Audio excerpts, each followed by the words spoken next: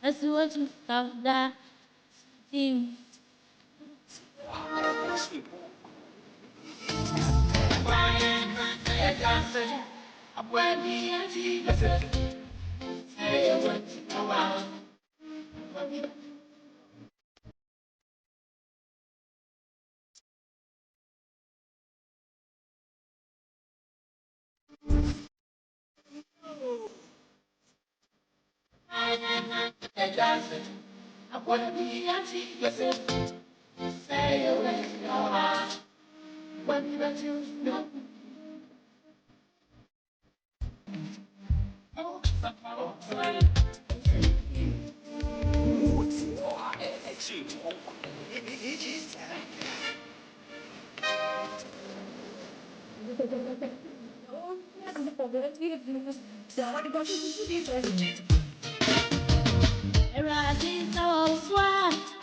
Abun sang you be yes Bema wapon suem Esema wapume Dear Wamure jata Wanama koma Wani Daniel Daniel drew that a bonum Now only natural wants me Say away Not a boom Listen to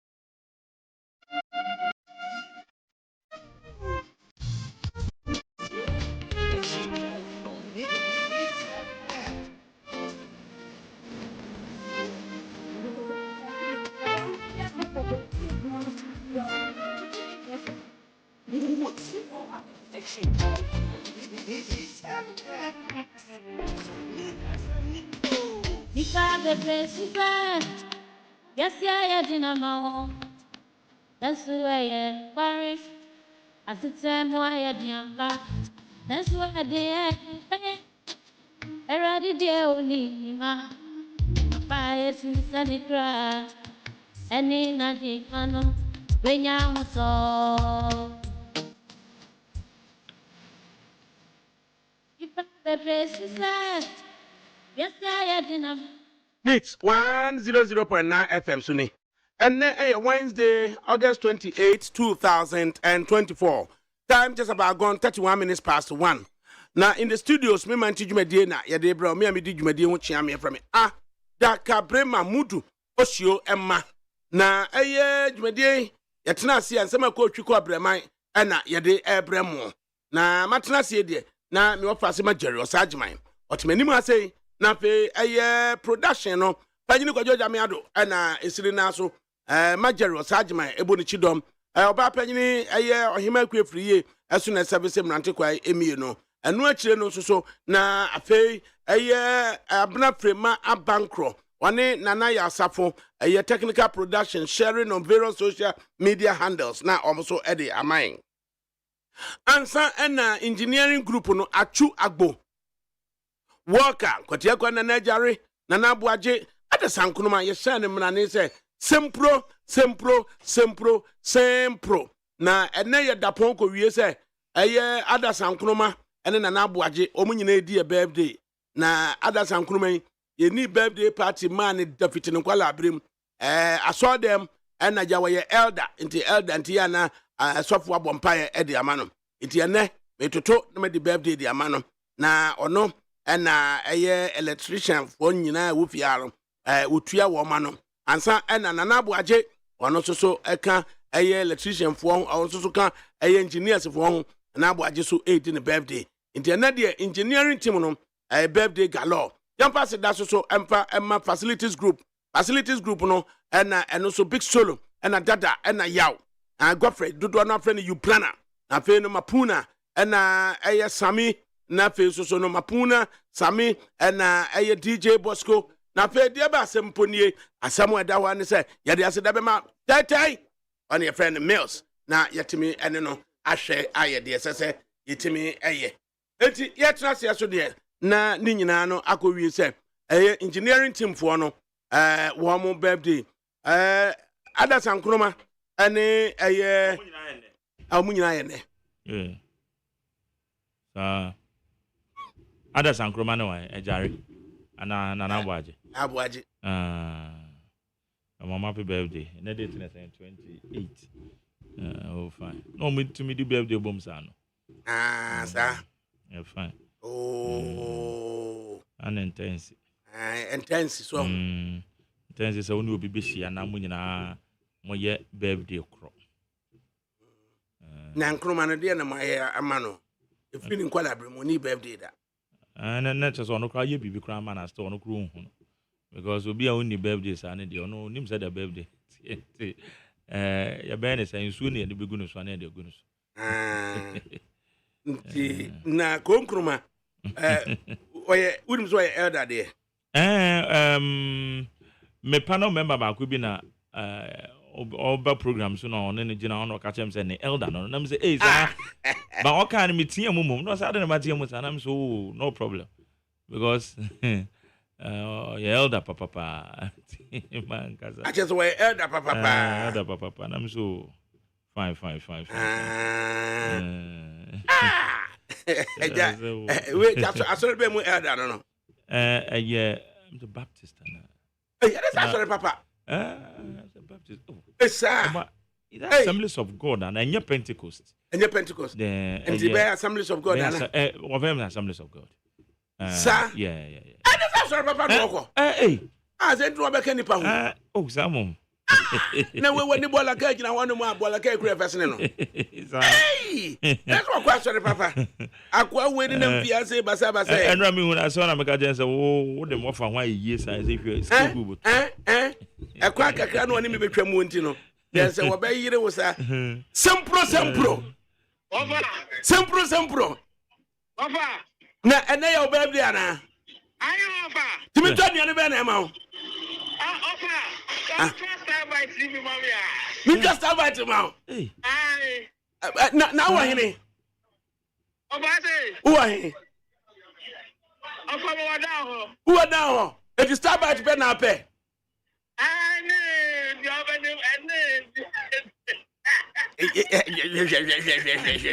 me to you mama happy birthday to you happy birthday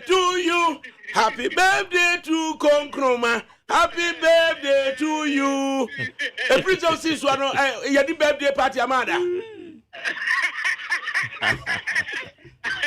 oh Konkroma na asore be na uko CAC osu aye friends say asiye ho anasa hene me call my 7 uko ma 7 ana we ya elder ho me pa chale na CAC sopo no your friend say Reverend Steven Owusu Asare oh Reverend Steven Owusu Asare wateto eti from ami esi wo fam obra na wo magi sika no nkonkoto star by ma bubu aduane apa star by 20 mi aduane na me ntoma ho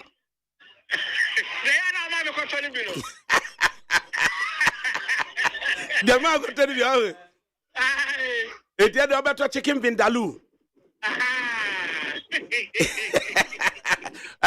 From Brass, I never begin the cocoton says, yeah, why? You, I mean, and your engineering team, and Tiziano, or say, dear man, cotton be not going to be mudding. Tianian day. And to OD birthday, no so pet, and normal free Starbite. I said, no, we're Janian Betcher, Wabasso. I feel.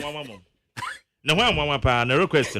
No request, and then a special day, but and it was a special day, no, so I know to me be. I just could tell you, a year, you start by friend of my woman, yes, Omramaji and Vanco. Nah, with now, what if you're not what I didn't know, Mafia, no about you, maybe this starbite. Imagine Vanco. And a year of a came from No Plan Station, I say, why former President John Mahama is crying foul over Dr. Mahama Baumia media encounter, or should MPP get permission from NDC before we campaign? Former President John Mahama should give us a break, and or the Abba. Was what Masawudu Bantama was what can 24-hour economy do in Ghana? Looking at unemployment rate issue, I'm surprised to see how people have come to accept this concept without critically analyzing it. JDM is using this slogan to deceive the masses. It's a scam, and nothing can come out of it. And I was about me at Waso. Daniel Mensah was watching live from Kaswa, Adam Nana. Daniel Mensah, I was bring back John Mahama, building the Ghana we want together. And also so what they buy. Now, at the end of Dabamaso. What I'll be saying, Mom. I wouldn't be Busau. Oh, no, man, Dabamaso, they say, will be a born to our. To say, no, I'm on your phone at TSC form. Until Obiani Abre. And then Rachel and so they say, you queer your own sense, and so Rabbi Champion, every church and normal. Me, I would do I used to say, in so no answer than 2 years, and she year near home, ever bet you the animal seminal. And also at the way, and also say, if you was an anno make Adriane, a class at night, there be a Gigi and also Kaya, wouldn't say lawyer for me, you know, and now I DSC car bar, yes, better such nanopa, or more Adrian be drunk, Adrian Babidu. Na the Cassie and some fancy a year Ola and or you make free a gather a year details be now given circumstances or you make free you see an inti and now into my back. Concruman away. And what and then Cromano was some. And Cruman asked man. What's a me fro?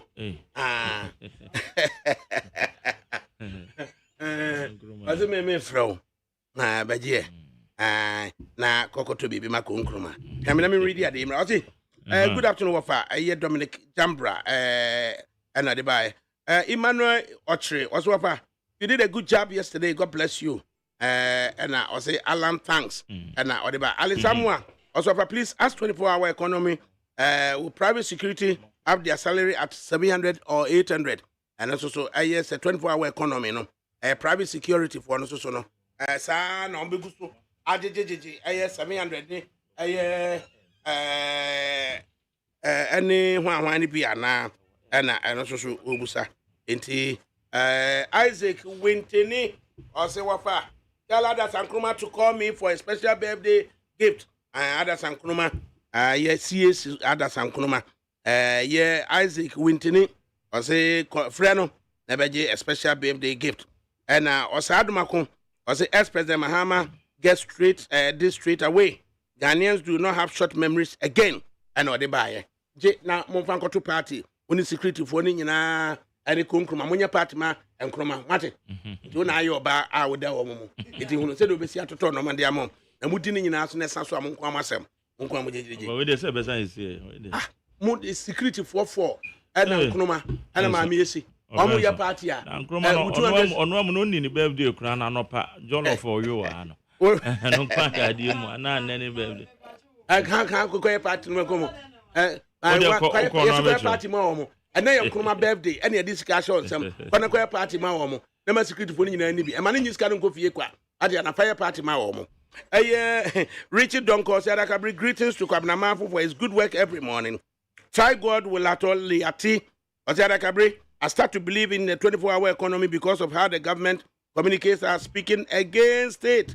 And Odebaye, Mishak Asante, was it Dr. Baumia should be the last person to be considered as Ghana's president. He doesn't deserve it at all.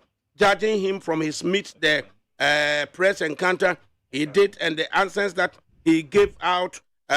In fact, his performance was so abysmal. John and Jane all the way. Jonathan Quality, Mahama have shipped ashamed yesterday, and it was awesome. Anna Ode Ebaye. Enti Entwabonwa, Anas Entwabonwa na Omugusua. Womu Edi Sa Juma we saying. Be ba pro. Na obi also can nsem e de kire Ghana for.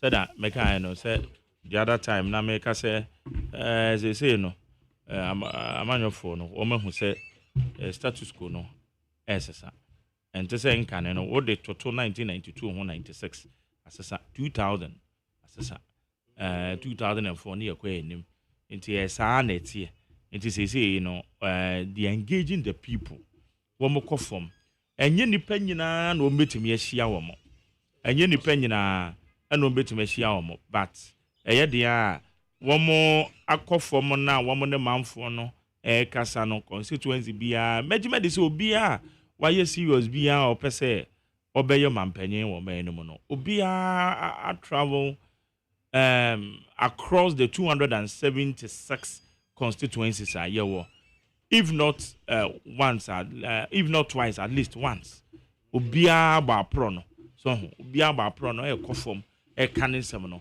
e de kire manfo because no na manfo no bitimate was ewie na baby also abeko bia no mo peculiar instance because obia na ne haw obia ne de ehia no e kire se wo nipa no oba beye mampanyin de e de so de tu wanim etimedime de se wo mo kono so wo mo tensem wo mo ye manifesto yi me try say ye betwe de wo from but manfo no e bo mo de anso ene wo mu hia wo mo mutimi engage manfo no e wo from as the comments are pillar 2 or see real comments are pillar 2 on Facebook live or see real game changer is digitalization not a 24-hour economy. Let's say no to them anyway and or they and so they buy na why I said yes say yetimi ka se we nye na we na ye enye obi asede so bekasa me ade a memfo aso ne se obi de na de aba na wo se enye yie se kasa no mempe obi de na de aba you analyze it na wabo ekira hwe o ade o kan yi sei ena etie ana se sei na etie na emom so obi beka so we de enye yemfa ntu baabi ana obi beka so we de enye yemfa ntu baabi obi kra tim ka so ade na amanyokofu aka ne bia e bia Liberal Party of Ghana LPG Kofi Akpalo ade ne de aba betoko also betua Ghana fo nyina woma unemployment benefit obetua enkwada ye be wo mo betua omka it's feasible obetimi aye eno ate baby say so be ne sen obenya sika no wen so we ask the critical questions then we move on so that is here eti me so obi beka na samo we de anya ye mo amfa nkoshe baabi o we de anya mo me say kasa no menka bi ti bo me kasa no ana menim but ana for political experience nti nipa no ebo so we anya papa we na ye we subscribe to the view say ya na ese wo free say o condemn obi are you rather not making the person popular sanity ya but e bia na wo mu ba na sanity because who you say who can no obi petty so na obi petty say den ya na akoso Sandra Banafo was it the reason why MPP has gained grounds in the north is they have realized if they don't vote for Baumia they will never get a chance for a not to lead any of the bigger party going forward. So they have realized it will be prudent to vote for Baumia, who can help them in terms of development for 8 years, rather than voting for Mahama, who has only 4 years and who has already served his time as president before. Seriously, MPP will win this election and will shock people to death. Now, when you list of one more, Dr. Muhammad Baumia win here, one more ebe to suicide, you know. Hey, lawyers me and some applies them in form account. Oh, Sandra Banafo. What she said, Dr. Mohammed Baumia Winia, or more, and never committed suicide. And I or the Eba, yeah. Good job. Over. Now, what to say? Nyamiado. Sports of no. So far, the dear Mati. I hear Peros, I hear Manifestos, no. John Dramani Mahama, Dr. Mohammed Baumia, Alan Martin. So far, dear now, resonating. Of I think say omungina no actual vision for sports. And omungina with good intention at the Ghana sports. But me personally, baby, me interest and I say me day that Operation Olympic Glory. My canwa ha me sanso akabio say the other side na MPP for the show manifesto no. Ya dey me niso. Ma ho anything because ye tournament bia you hu say yet na se ya year na so ye tournament no. Na ya prepare ye ho atem sika boom ne dia akone akos kwanda ne asanso abetena. Nti o say ye leaders some more vision say the next Olympics no 4 years ahead of us. US na host to. Nti ekwan ben na ye fast no agu kwan mu. For the next 4 years Olympics say be kwa beat me like glories at the about my Ghana mu. Now when your opportunity I share NDC there no so. When your opportunity I share great transformation plan no so. Mashemu kakra, and this is Mashemu kakra. I think na make us will be a good vision at the Ghana sports. By one particular time I met my single out, I mean impressed and say or my team anya foresight and say yeah, the next 4 years, the next Olympics. The next Olympics. Say in 2028 in year ko US. E kwan ben ye be fa so ma Ghana team anya medals the Olympic Games number. Over there be America say Ghana han empanyfo ni bo hwa ya ommo man no. Any saying 2012 ye wa bawe bi na friend Marta Bisa. Oko Youth Olympics. Olympic Games here Sanso Youth Olympics en kwala de as mabunu de ansa na Olympics na nkasa. Oko Youth Olympics out Beijing 2012. 800 meters. We are seeing no defense or good medal. The man Ghana. Buza won say buy no way. Away. Yes. Or by that time now former President Mahama no president of Ghana. Efra buy you are not the corner office e man just 10,000 Ghana cedis. And no nam so made ntokwa e ba sika no so GOC for Ghana Athletics Association. Any abayo ne maame e ku sika no ho. GOC for say office sika ne mbra because someone didn't call Youth Olympics no. Abayo maame no say ya chede your mampani dia makwada no. You know soon to me for my GOC for this and I'm so my maintain me who was be sorry ya bepim na GOC for say ya banning Marta Bisa from competing for Ghana and unti since 22 bepim de Marta Bisa you huni biu 2016 bepim de you huni biu let us say a GOC for nothing kunim what did kunim say okay people say yes okay Ghana sports and omanyo obi amana replacing the exploits of Marta Bisa nana any part of buy no e dey no what achieve and Maburu na Marta Bisa no call Youth Olympics or Beijing no omo na rise Olympic Games say omo gi gold just over various countries and na GOC for no when yabusa omo de and na make say mpanifo na mo ayen obi amuso obi ahwe ha ye nya pani bi enso amfa ne nansi for man ka say sa issue abeto between Marta Bisa and GOC no but dem na issue ma so issue imagine say GOC no that should be obi baba ka say me the lives of Marta Bisa and be lead the sports ama ono nya obi civil servant bi otewa wo pe dan bi akodam o pe sabi e bi akoma ne mpnafo ne yerenom e na lead such sports na emom no omo azuma Nelson nom DK Nelson poison some ya be mo obi a wa achieve sports laurels omo ne be lead sports e ade a ye betimi ato atwene sa over and one thing is or see a po bi as a ban sports appointment po bi at least or one knowledge was food now all corner. Our achieve sports laurels. Enter make us say, I am a decessor Operation Olympic Glory and MPP for their shame. And you say MPP Manifesto no, or mama obi a legend as someone lead that sports committee no. It tells you so no what test to be paying. Onim no my year be my sports night me I improve. But on my idea when you know we are moving into the era of say sports legends no and I more chance. No mun lead the various offices and I say federations no and no betimi aboa because call GOC na ko phobia sebi or lawyer bi on nim sports on your sports da I think say no administrative wise obey adio but on nim the betimi ya ayaboa ma Ghana sports no etimi apija and you have so far so good manifesto the metite ni na no obia with good plans at the Ghana sports but one particular Operation Olympic Gold no and as Olympic Glory no e da wakoma so fantastic me ba be kan Marjorie sports said the was can in over okay baby Say Ebrina do say a sports legends, no. Ebedi anymore when it comes to sports. But me say me expanded the scope now. Ebrina do say you were retired teachers, retired medical practitioners. A lawyer for good amoho. You were driver for one more time, one more drive, and na cars na no much in the ne ye debut. Even na ne wa kaka so na enam hydraulic system nintino o tene ya na eko nentesa. Inti na ka manifesto ni say no. Ye kwa me say one more engagements. But like as for education na ya retired teachers. Practically no more from or share bia say an ochra de ya boaboa woman no na woman so achira woman dwen said the education no Ghana education no wa chira de be 30 years 35 years 40 years our experience no our form na yetimi apeke say because here no wo form no send it sports arena that papa yeah from Mr. Akofo no sports master wo ukes so Osechichi and Mr. Gadamo no sports master I was Swedru secondary school so sports master for no yeah na ye more opportunity yentie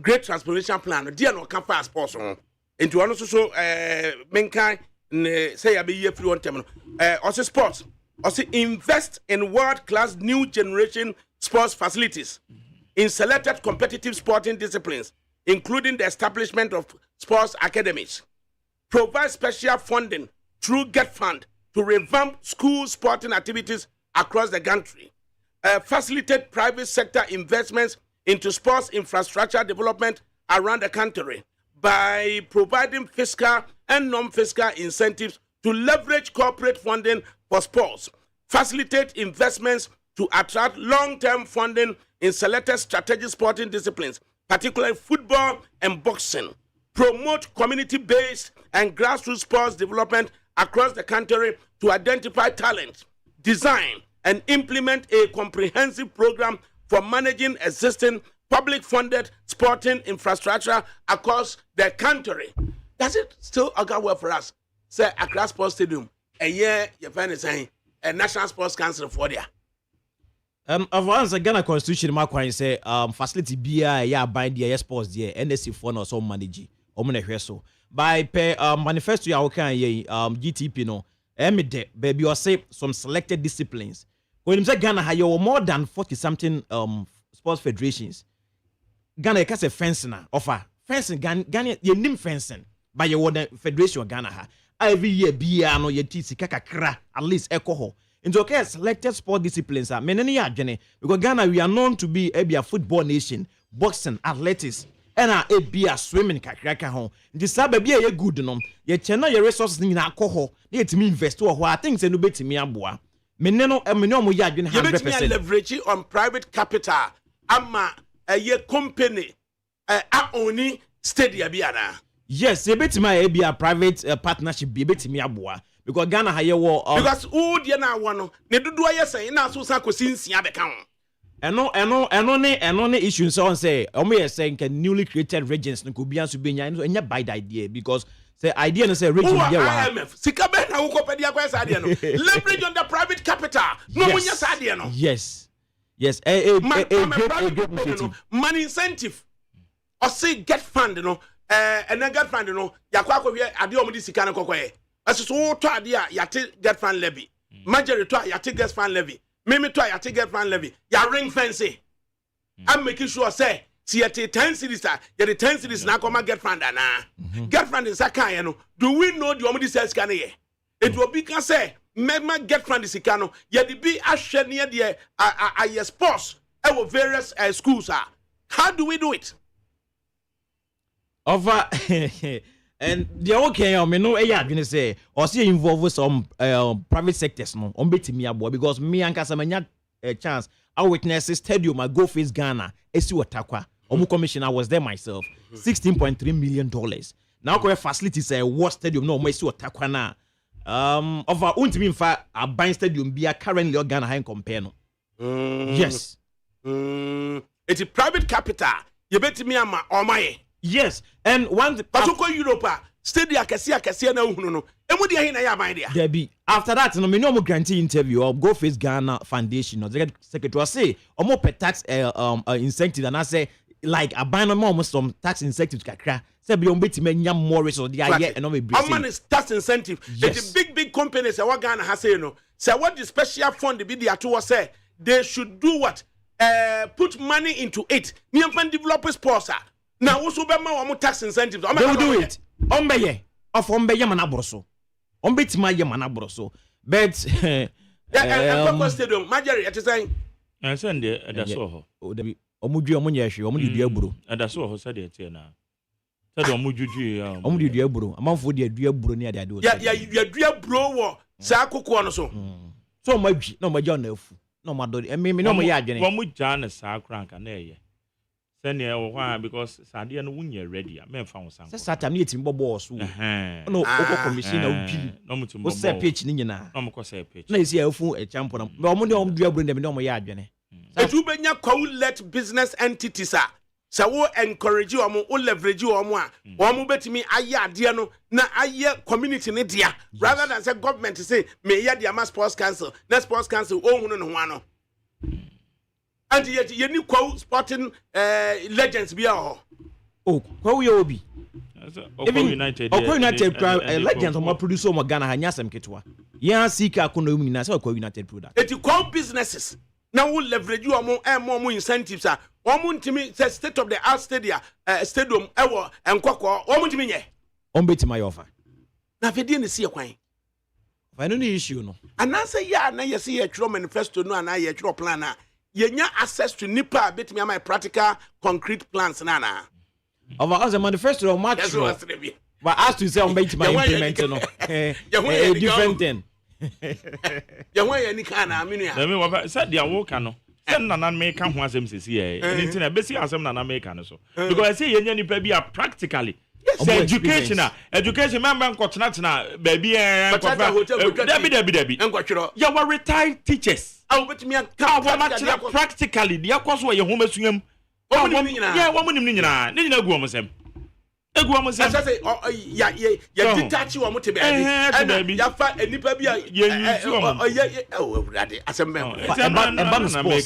sports obi e manifesto azuma nation wo Ghana ya obi ani ho involve no to why manifesto mu minim say bia obi consult na o mrabot meka boxing as a selected strategic game yetimi raise profile na Joshua Korte Azuma Nelson Joseph Agbekomu nyina ho now because obi kwa kwaji Olympic tachibi Samotechi the last medal in Ghana ha the last medal in Olympics 2020 Tokyo Samotechi oje bronze the mayen no way why it is here person you raise the profile of boxing na you would nipa on betimi amay ideas yenye we yanko soto obia as boxing so na ade ko yenim Ghana open sports etimi ma Ghana din ko achi kan e boxing and football ba ye ko Olympics ne ko World Cup ne ade na wo ma ye ti omudin wo medal table no so no omo ye nkuro ba ya Jamaica ye ba no athletics obi anim say sprint omo ye good omo e ba no football Jamaica nya ade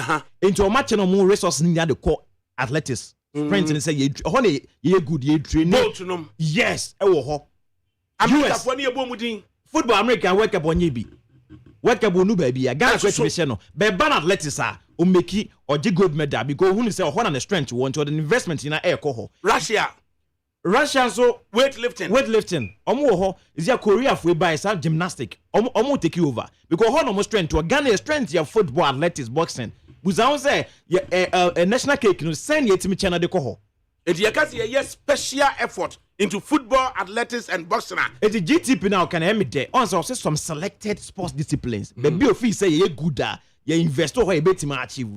On a house here they call. Because Ghana, okay, Ghana fencing federation. Fencing Ghana in better than fencing. I didn't fencing here they be on what you second be as like acrobatic be. Ghana, you used to buy your federation or Ghana ha. Hey, yes. Or says be already. Or says be arm wrestling.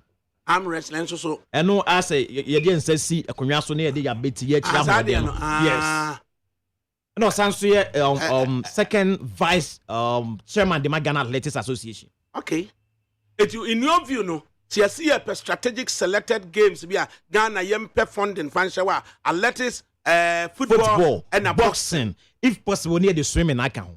If possible, near the swimming account. Yes. Now, who world class swimming a pool Ghana? Oh, now, but man, you standard one. I accepted a world class. You the Olympic Games no. You warm up swimming pool near some competition swimming pool. I know be a competition be able to host to but man. Yes. Na yawo ankwala no mutimi swimming Ghana ha. Oh, currently you are collab Olympic Games be as a swimmer or compete but just went me make anya medal.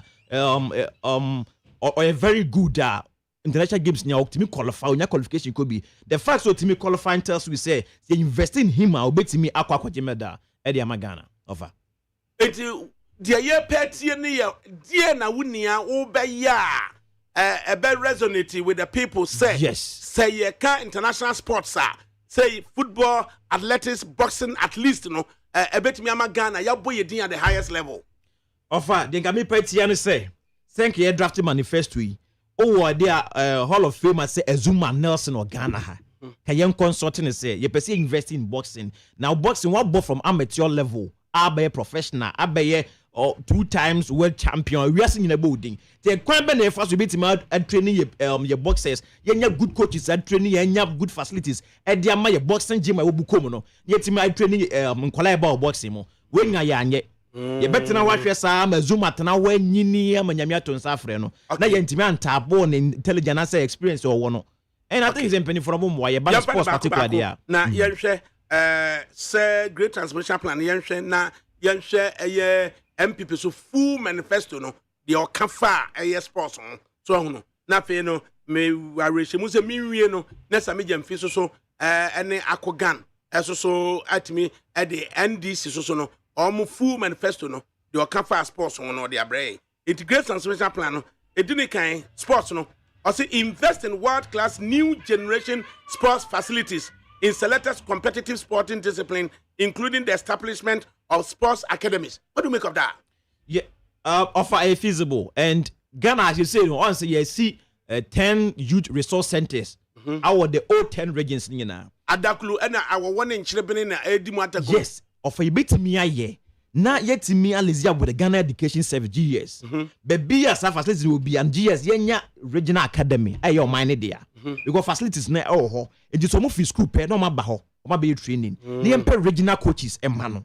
Say be a boxing your original team in place for boxing. In that regional team in place for football, athletics, or more co school. And you say your youth resource centers Titan tracks multi-purpose hall a bit my indoor games your football pitches the France Eastern region DS ko for you na ye GS for collaborate na be a secondary school so no ya che ya athlete na gu ho say be after 3 o'clock or ba resource centers bit e bit me host o ye na regional academy ekoba ne self as yes select players their man national teams any problem for my but yes is gu muram and because hold the Independence Day last year of akoko hwe dia any wusam it also say provide special funding through get fund to revamp school sporting activities across the country of a funding there problem about sports it is you bet me you should get fancy can it be etima fund this sports there I think it's a laudable idea yes about making sure say a get fund sikana e call no e dia no mo de yesese ye hunu say tap we were there baby a ubetimi realign say yemfa nko sports at the various schools across the country. On the basis say make us collaborate with GS yemfa nya academy then you betimi to get funds canon get their finance betimi as a facilitate private sector investments into sports infrastructure development around the country by providing fiscal and non-fiscal incentives to leverage corporate funding for sports. Over long overdue. Sadi was saying that because I banning one on the Sika crown so no. And also to me call for private investors. They should come on board.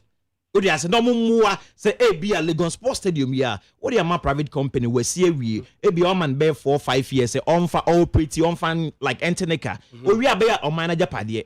And bit me aboa and offer believe in me say the Adenma private company so on then inside that. Never about protecting investment. You will have over my member one secret. Kumasi Sports Stadium. NSA for the rent sorry.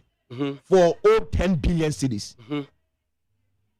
you read that page no editorate asay kra tibusa ho say when no so this ka ko shemi de hwe wo no 10 billion na je wo sa de 11 billion kwa na de bekwa kwa ni waboka also facilitate investments to attract long-term funding in selected strategic sporting disciplines, particularly football and boxing. Yes, of American gas Ghana strength in football and boxing.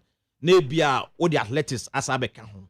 Now opese be unya 4 or 5 disciplines are be invest. Ya nebia all the swimming. Long-term funding. Long-term. And get fan bit my long-term there my. Facilitate investments to attract long-term funding in selected strategic sporting disciplines, particularly football and boxing. Yes. And when you also my private sector and so bem.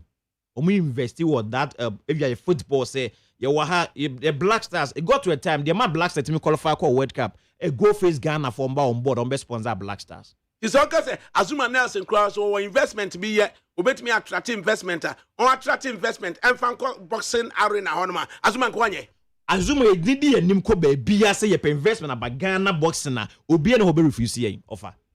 Hey. And then finally also there be also promote community-based and grassroots sports development across the country to identify talents. And if Medican can say, even now, you have facilities as you maintain Ghana baby, you bet me like a hunting for talent, you bet my boy, but the benefit for me, or for your training, how to implement it, no, and it's a different issue. Design and implement a comprehensive program for managing existing public-funded sporting infrastructure across the country. Of course, I can do a sports stadium. One here, Ubeswam or main. Stadium or man Peninda Dako for Boca, AC made host to Can 2008. Already, aye. Hey, sir, I feel where your great transformation plan and a can MPP, a year full manifesto no, of the 260 pages. No, you shall see a baby a sports no, a one. Yan hwese ebe hu ba bia sports no ewo na yen konkohwe yegusu a ye dwendwene ho na aduru said this time no say yetimi bo modene ema obia hunu de obia ka netimi eboa ma timi e shape views na de yen sankan yen so no yegusu hwehwe de me to samegya mfin krase omfa eye MPP NDC manifesto numra na yen hwe ba bia wo na yen rely on de omo no e ka no emfa enye Yajuma, it commitments to you, no, MPP Diano, and you go to a baby a sports no, you go to a baby a sports no, you go to a baby a sports no, or say boost sports, creative art, and tourism. Yanko page 31, page 31, page 31, page 31. It is said okay into 4.3 no also new jobs by transforming traditional sectors also supporting the job creation ecosystem okay but creating jobs in 4.3.2 jobs in sports creative arts and tourism near page 67 young conquer page 67 honum idea what page 67 ho page 67 right 67 you so page 67 no the dear na page 67 honum na yan konkohwe they all can honum 67 and na you so hwe na yan kan ade a honum the page 67 right okay next in 67 ho ade re do so say so hu adwuma ye so be ya homete kakro and in 67 afere am say do 67 honum they do 67 no still a credit scoring and about 67 ho na pages ye end any 67 it just ade no use so no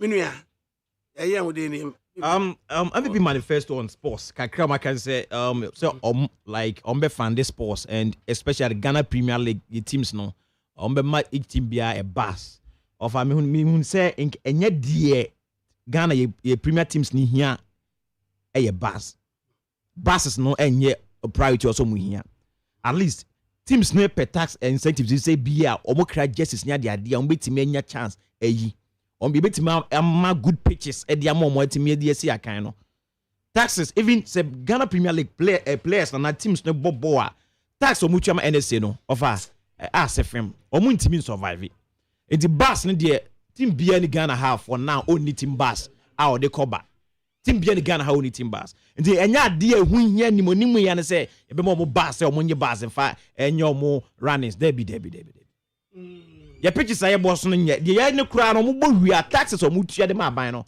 omo ntimi nti omo mrabio but one thing is Olympic operation Olympic glory in there me I'm happy with that and yes starting Esports from the basic schools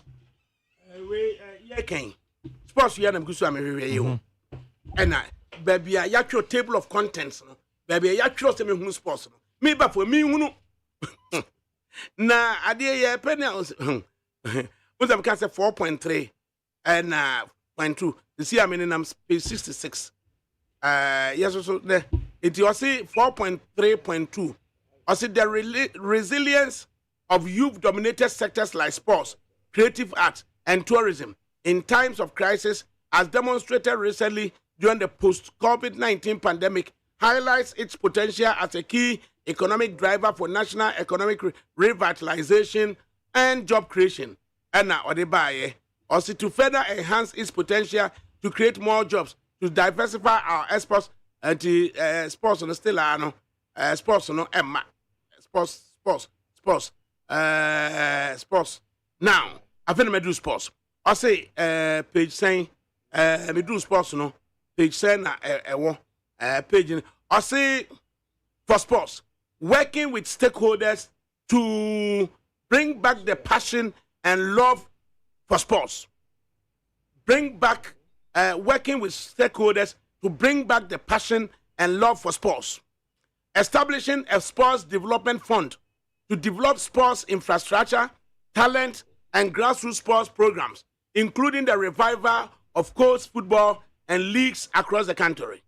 Upgrading the surfaces of our football pitches to meet the highest international standards, Kumasi, Dakar, Cape Coast, Legon, Tamale, Esipon. Continuing the construction of astroturfs for every constituency to boost the development of our talents, including juvenile football. We have increased from 3 astroturfs as of 2016 to 150 astroturfs in 2024. And Ode Abba. Saso and was a start an Operation Olympics Glory program through which we will dedicate resources towards the preparation and readiness of athletes to the 2028 Olympics in Los Angeles, USA, including where necessary, targeting specific sports medals, providing tax credits and rebates for companies sponsoring sporting activities and clubs, support the revival of the Premier League and clubs to improve commercial viability and to create related jobs by directing policy through the National Lotteries Academy and National Lotteries Authority and the Gaming Commission to establish and fund a sports employment model to assist Premier League clubs funding operational expenses, including player remuneration, and provide a bus each to Premier League clubs, building 5,000-seater capacity standard stadiums in the 6 new regions, promoting school sports by establishing a Ghana School Sports Secretariat to create more opportunities for young people in sports, and collaborating with international sports bodies like the NBA and NFL to make Ghana a hub for emerging sports in Africa, providing sporting equipment and kits and other resources to primary schools to facilitate a new school sports development program, integrating a new standardized school sports curriculum in physical education programs across schools, creating and implementing a stringent regular maintenance plan to ensure the sustainability and longevity of all sports facilities across the country, instituting training programs for physical education teachers to enhance the ability to coach and nurture young talents. Partnering private sector stakeholders to develop a structured qualification system that allows athletes to progress from local to national competitions, ensuring fair representation and talent recognition. Designing and implementing a comprehensive database to track the progress of identified talents. Animation, gaming, and esports represent a significant opportunity for investment in Ghana to establish itself as a hub for content creation for the region and globally. With over 200 million gamers currently on the continent, expected to increase to over 500 million, the potential for creating thousands of jobs is substantial. Our strategy would include initiating partnership with the private sector to kickstart the development of a major animation game factory and esports infrastructure in Ghana. Recognizing esports as a mainstream sport to attract esports athletes to come to Ghana to participate in events. And I say partnering global stakeholders in the animation, game factory, and esports ecosystem, such as Sony, Electronic Arts, Apple, Google, Microsoft, Meta, International Sports Federation, and African Confederation of Digital Sports to help grow the sector in Ghana. The MPP manifesto naturally. Of a dozen. But a dozen, the point about was the dozen, but be a me know me happy near say or Morisa Revival School Sports. Only say of our honey team the talent and they call the various national teams. Being football, athletics, and boxing, so team revival a bit me a but what can you say? Into a crime ben a more fast or implementing. Also, Brabo and Timber Chichi Muye. And secondly, almost also can say almost also a bear revival coast football. Our Ghana ha. Over you say baby a football net do no, baby US net do no, and your coast football kwa. Also your coast football now combined with the academies. Quabruchia, coast football is the academies now be at the air. Coast football no, I don't know my team the likes of Stephen Apia Munina. It me rise ya by yes, coast football. Coast no boy ya like in some coast football. And they coast to your go because funding your problem. So bet me of our keep kwada be 20 so team coast football. Me tell you me me team. Me wo team me bet any easy.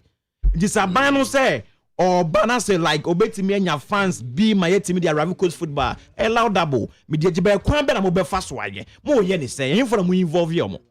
You will legend the Ghana how my football to the highest level. Of a side year where you team involve your man keep me aboy. You will retire players with Brunel. Now, the coaches now is your system no. Or more mobile be paying or my team acquiring just coaches no. From performance. If we are singing now from mobile be coaches no. From performance. Someone like Zinedine Zidane. If he yankas a like his year the under 17 rest and the money. You only performance. It's your crown fast why in the match or mark and the dead all right. Medical can say so provided buses at their mark labs no offer. For now, nya dey hu hia ye Ghana I don't know. Because be no better team now about do premier level on team afford a team bus and from a club. Then there's no need to be team no. Nti enye team bus be provide nya dey Ghana ye hia say am sports develop it. Fine, the sports na do level be na say bia and no bar as additional well accepted. By say you can't tell me say House of Folk need team bus. You can't tell me say be United need team bus. And your team bus and a solution to your problem say face or Ghana your football. And to monka say beer ye mark clubs no tax incentives be say club be our person or Africa no aban beso wasene e be our visa processing fee be no ye aban efa and now say 30 players aban each player be 1,000 cedis or the supporter salary the amount of players e be a player 1,000 that's aban no your policy be say be a 16 premiership clubs no aban so teams in asene say each player be 1,000 Ghana the amana then of a 1,000 aban 1,000 can only 2,000 ameko into bit me compelling players no must stay Ghana ha and the players no ko Tanzania o ko Ethiopia e bi ko Benin ko football sikani your football system name the acquire bit my first masca bemono. I don't know here also be upgrade your stadium your pitches no amana meeting international level offer a good a quan be your first or the order that no send you to maintain manedu. Nano coach coach ni by ya obedi referee by your obedi Kotokone has man democracy your friend saying Juliet Apia Juliet Apia, yeah. Juliet Apia no. As you see, me friend a future. If it's a future, I need a friend no. Okay. And the mammy who see no me day. Oh, Then I will catch no. Oh, of our say I rehosem nipa de emfa ho nyini dudu a obenyini so unya 200 years kra na separation ya de a ya wo wiase enti said ma me da form no timi say ade ato na nie pa on den and ya de a na me ye no. Oh, of us me can see. Of us me can see. Mami fancy. That's what they show me come. Yenina Tanachi. Obehu yen so hola. I just be saying. Yes. I just so some yam be asantini boy nti. Enti brother better mebla. Me better me say peace passport for Baba be represent ho. You represent fully ho. And Juliet Apia they want to a fantastic referee. Oba referee team di member matches there. I think say about the member matches there. Enti menya hye ahwe mo sports for na bibia gu akwam. Bibia. Mimi nda we ya. Bibia gu akwam. Juliet Apia. Beba ho come. Referee. Yes. Prosi for the bo. It is sports journalist for yes, Beba. So or your sports inti referee dey na ne di dwuma no bo. Ye ba beta na chi. Ye mabusu ni nyina shedding. Has for so beba. Obia. Ghana Football Association penifo nya rag penifo nya eba. Enyina beba ejoso be siase. Abra aye Juliet Apia pia chan. O sie ni maami ante matreda. Mate ade na aseda. Ma yanko na ye ne papa in speciality sports marketing. Your pen Professor Kobe Mensa. Yane no enim komo kakra. Say this time dear ni betimi aya. Ye betimi ama aye obia sema waka. Say one manifesto, say one plan mu. And no, and na ye de be the focus in our discussions. Na ye hu de ye. Prof yamwa ho. Major ADAKABRI then. Yamina admu yamu ye na also so. You go do right. I kind of sports marketing. I think that political marketing I meant to say. But the sports now will come now when you are the sports one. Oh, pa. About sports discipline. I'm a Formula 1. Hey, Castle, Formula 1. Etin Senna na McLaren na Schumacher won. Me paper. Incidentally, none of the political parties or the independent candidates has mentioned their intention there. Or be a Formula 1 Wagana. When you Morocco. When you do but your track wa denta and your track is so trade fair site nature or you bet me expand your die Formula 1 track. Of course. Very, very. There was a time being a 1 year. They make cards and maybe were trade fair. But I don't know, it's plans now, but that, you know. But it's one of the growing sports or this cover, Mampa, at some point, no, but will consider. Sister, ya and there, John Dramani Mahama na NDC, would you kind of what the youth manifesto bay? And Sana Alan John Chematin, on also audit the Great Transformation Plan, a bay. Na fe MPP so we call GSTS water di one so what the highlights of one manifesto what that basisi aminsa can full manifesto of 260 pages na John Dramani Mahama and any team so no mana was a one full complement of the manifesto 162 pages one so was aba nature na Mahama a media encounter na Lanche Martin so media encounter and Dr. Mahamadou Baoumi as why a media encounter. So first, one manifesto no outline what you think of it, and then secondly, we also look at a media encounters not occurring, whether we are getting the full narrative Ghanaians were here in order to build their preferences. Yeah, I think that anytime we have elections, politicians were there. Walk around was saying for the overcar. I want to say system number so I to say in fact, the Binampo argued that Ghana was the young problems in election cycle after cycle or the same thing. You know, education, economy, health, obviously infrastructure. And you know, on Shada and change papa. Politicians in every area want to manifest or reflect on these key areas. But the work can implementation and the realization of the solutions now we prefer no on the work. You see, actually, manifesto is what about this year. So far, I think that we are left to CP before in our PSC for. But apart from the major contenders, to the market, MPP, NDC, Alan Shepard, when the manifestos were out, you see, actually, one manifesto now broadly, they speak about the same problems now you want. Of course, when the solutions that we prefer no, in the past no or differ kakra, obi nezen and highlight the pie or further digitalization. Actually, the content analysis of many rounds of corner policies. I mean, nobody would dispute the fact that he most of the time anchors, promises or his intentions of digitalization. Actually, Alan Chairman very much focused on industrialization.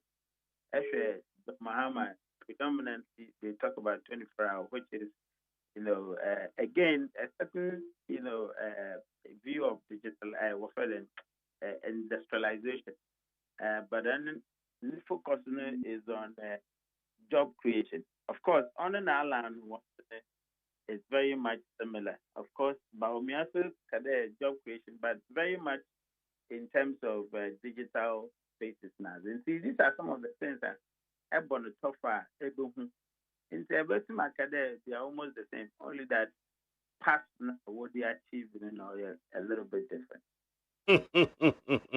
The dear you bet me you bet me narrative no I focused on various manifesto no and a planner abe. I think the semizo discipline political marketing. You will be a friend in policy branding. You believe in the election campaign and a competition or center on at least 3 clear elements. 1, candidate brand. 2, party brand. 3, the policy brand. Now, obviously, we candidates, of course, party no or the structures now. But currently, the focus is on the policy. Today, we know policies now.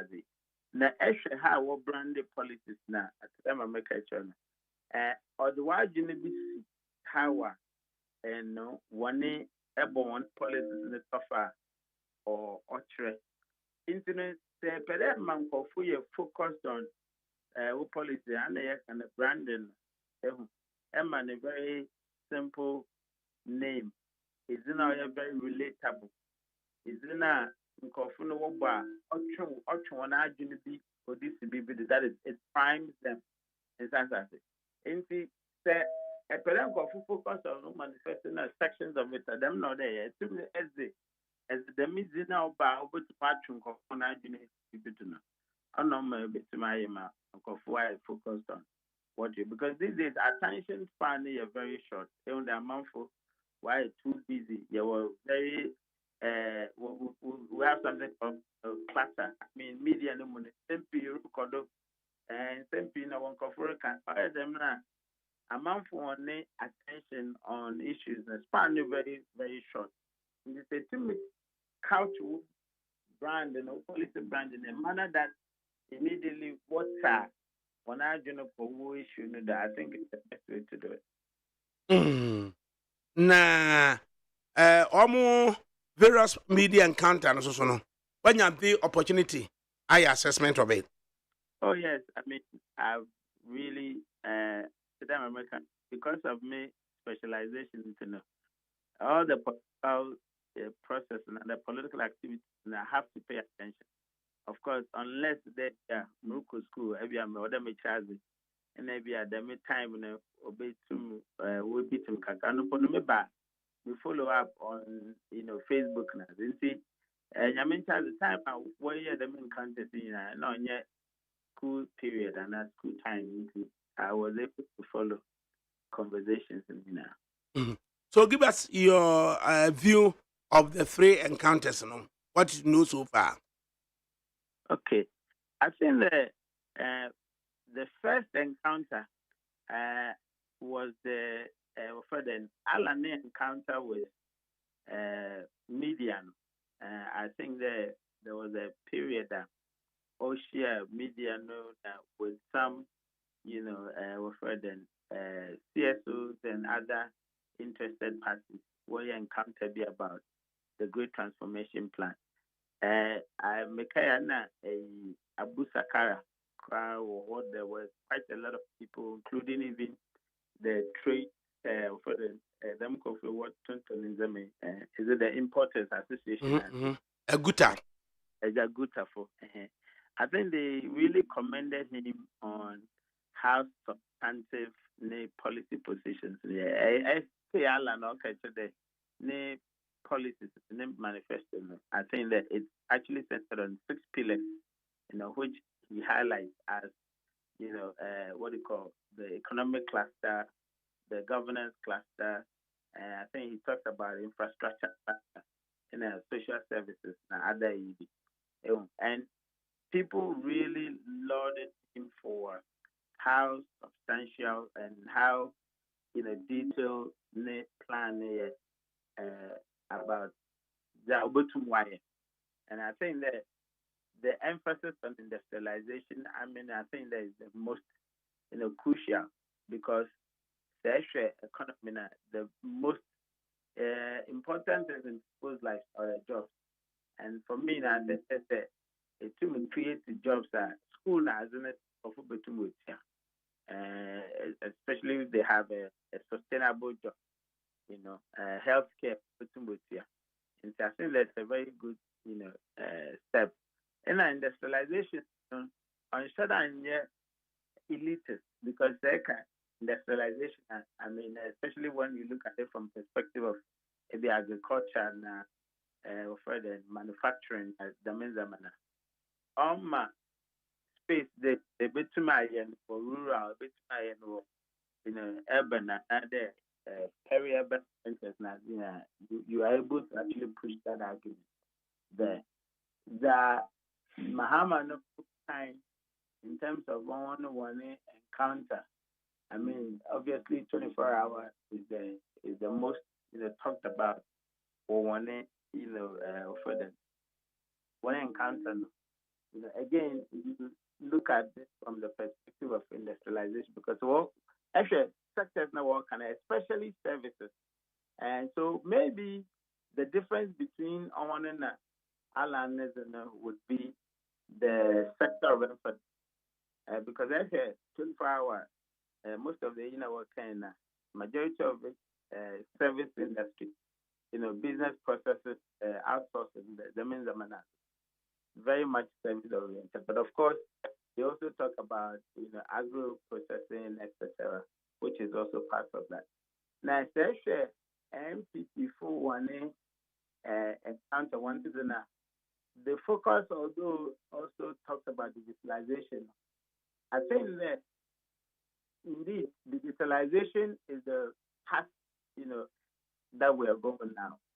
But as the structure of the economy now, perhaps it is much more urbanized and in the urban centers, because if you have to actually talk about digitalization as a quantum loop, I don't think that it reflects really the areas of what do you call the villages and the rural areas, unless of course you want to have a serious infrastructure drive to make sure that those systems are very much present in those rural areas before you can actually drive a serious what do you call digitalization in those areas. But of course, it is already in stream. I think that we have argued the eco villages, the internet.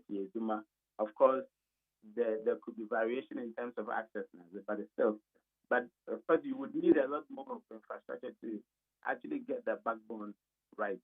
And of course, it also comes to the point of the ability, to do that. So you need to train a lot more people, obviously from basic education, then of course from technological adoption perspective, etc. And into the extra, they're all talking about job creation, but in society, in terms of specific paths of job creation amongst all of them. Maybe now a good idea, but maybe I make that what we are lacking is that whether the politician really given the opportunity would indeed deliver. I don't know what I can, but intention is even knowing our good intention. Na at the end of it all, no, journalists no so happy, ethical issues like yama obi solicitation and yama obi TNT, ya dominate. Otherwise, that's genuine good approach. Various candidates in the person, aspirants, person. What do you make of that? I think that I mean, I would hesitate to critique journalists in the sense that I don't know whether it was CNC and other allowances in South Africa. The reason I make it there, you know, the MOB CNC is 2,000 and other 5,000. I think that it is over the top. Because the same conversation we had about time of what the primary in the car wasn't my delegate. You can't give somebody 5,000 business or a CNT. I think that it's perfect. But if you say that you give them allowance and that money was given in good faith, not necessarily to influence them, of course, it is debatable. You would say that how is an influence done? You know, it's just a mere giving them, or they have been alerted to ensure a certain reportage. All these things are kind of very difficult things to speak about. I mean, but honestly, young politicians, they must, desist from some of these things. And then, of course, the media houses too. I mean, I've actually hosted a lot of media people in our premises. Majority of them will complain. They won't give them resources. They won't give them, logistics for them to aid their travel, etc. So some of these things become, very, very appealing. And different characters. I make comments that there's 1 million Kana say, I am so against certain principle. I will report it exactly as it is. But some people, any idea the misconception in them now, it change in the mood.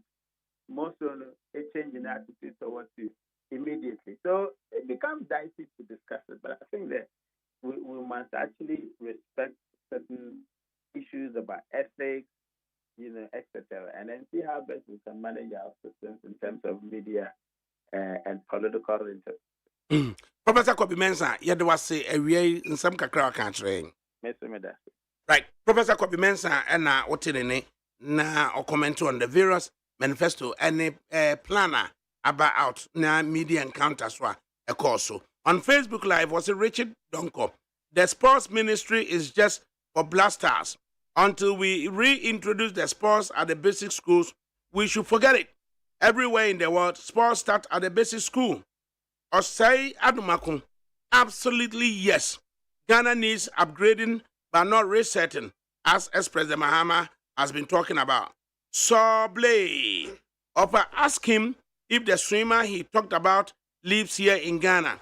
He's a Ghanaian born outside the country, and he funded his own training without the help of the government or the federation.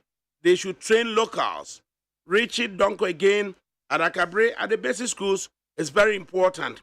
Abner Speed, or see, we are not happy with the Eastern Region MPs.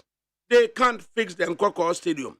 And Richard Donko again, AstroTurf cannot develop sports in Ghana. How many children would have access to that?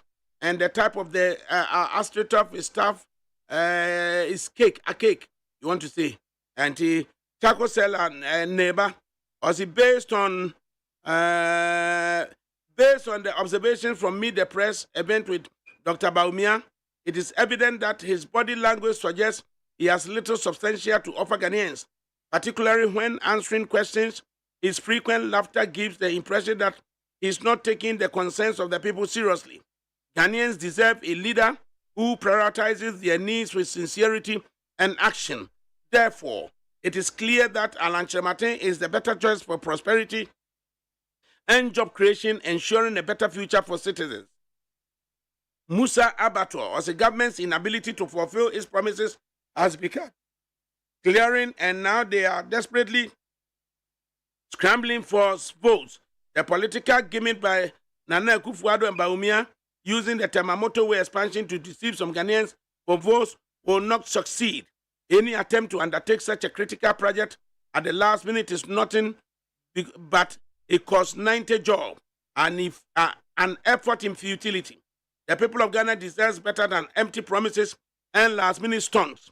Vote John Mahama for brighter future and reset Ghana into economic growth and stability. I'm Abbas Wuro Abubakar, widely known as Mr. Abbas inside Awoshi, says Mr. ADAKABRI, I always enjoy listening to you. The NDC Manifesto will bring hope to Ghanaians, and John Mahama will fulfill all his promises. Bawumia and Napo will see their smoothness level come December 7. Sandra Banafo, ADAKABRI, this lecturer has bipolar. Sandra. Dumso Mahama, ADAKABRI, let's advise former President Mahama to act maturely by not opening his mouth to talk about everything he sees or hears.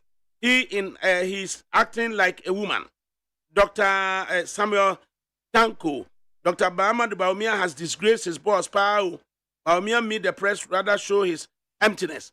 Anna Ode Ebaye. Right. In the studio, Solomon Owusu of the Afrafranto fame, holding on to his great transformation plan. Sonny Rocky, Yamuatanase. Over, Major.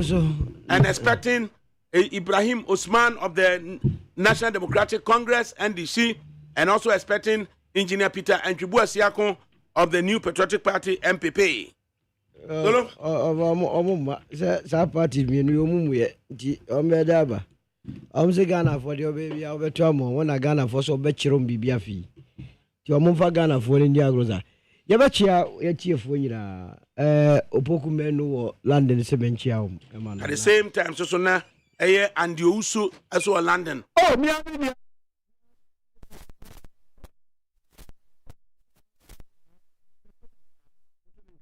Papa. Kakrabia ka NBB ni mo amagini mu da hono no. Waka He won't so. Oh, waka me dia asem no me van je. Andy. O ma do aba UK, ada UK NBB egui. Oh, adumate ye ni ye.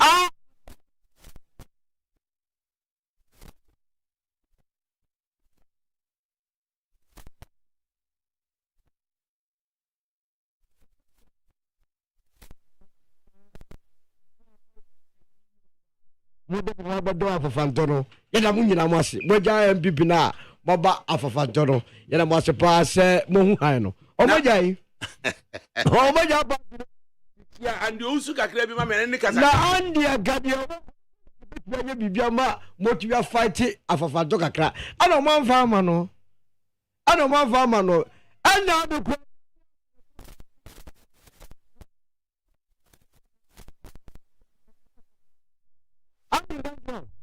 Sir.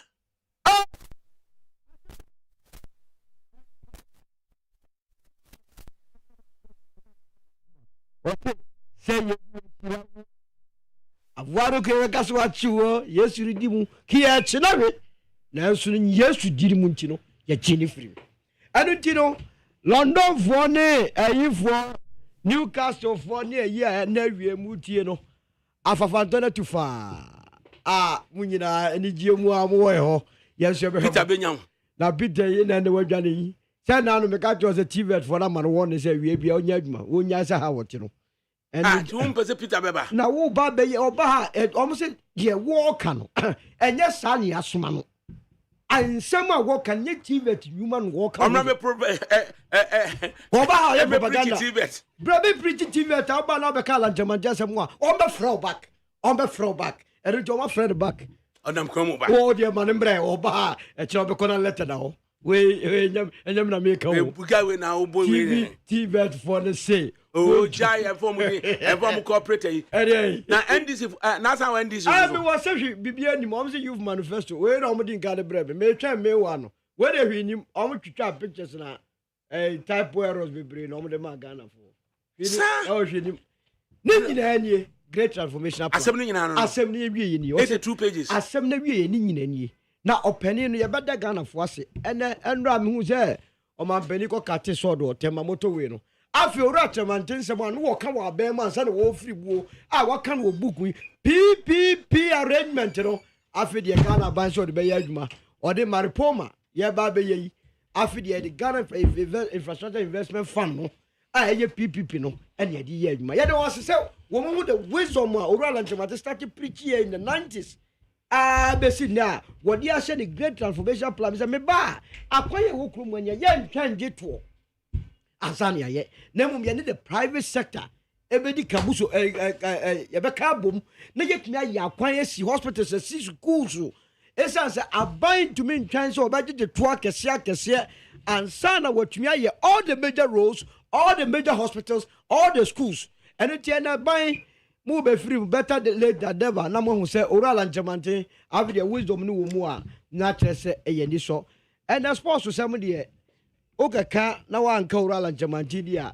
na kire se entwa yie isan se wa kire se de obesi aye the sports must be treated as business of aye nye sports to say business okromu a hwe de ye ho clubs obi a auditor financials emma omurra ne to say course ayi your friend say frefre kobo ne nyina mwa and we have to treat sports as a business yeba private sector ne dey emrem no omo embebo aban ne run sports no entity academies yan hwan kwada aduanim ye mo omo education na abo se sika de be bro man no enye sika kitwa eno no oral Nchemanten de dum na me de se mitie Professor Kobi Mensa na adwene ne GTP no ekọ bankrom say positive minds think alike what chira kwanya ye befa so ye be dey ye the private sector no ebedi kabu kasubom enu nti no na me sra Ghana for say this is the time am be hwese oral Nchemanten sa plan ya odi amaye bible yi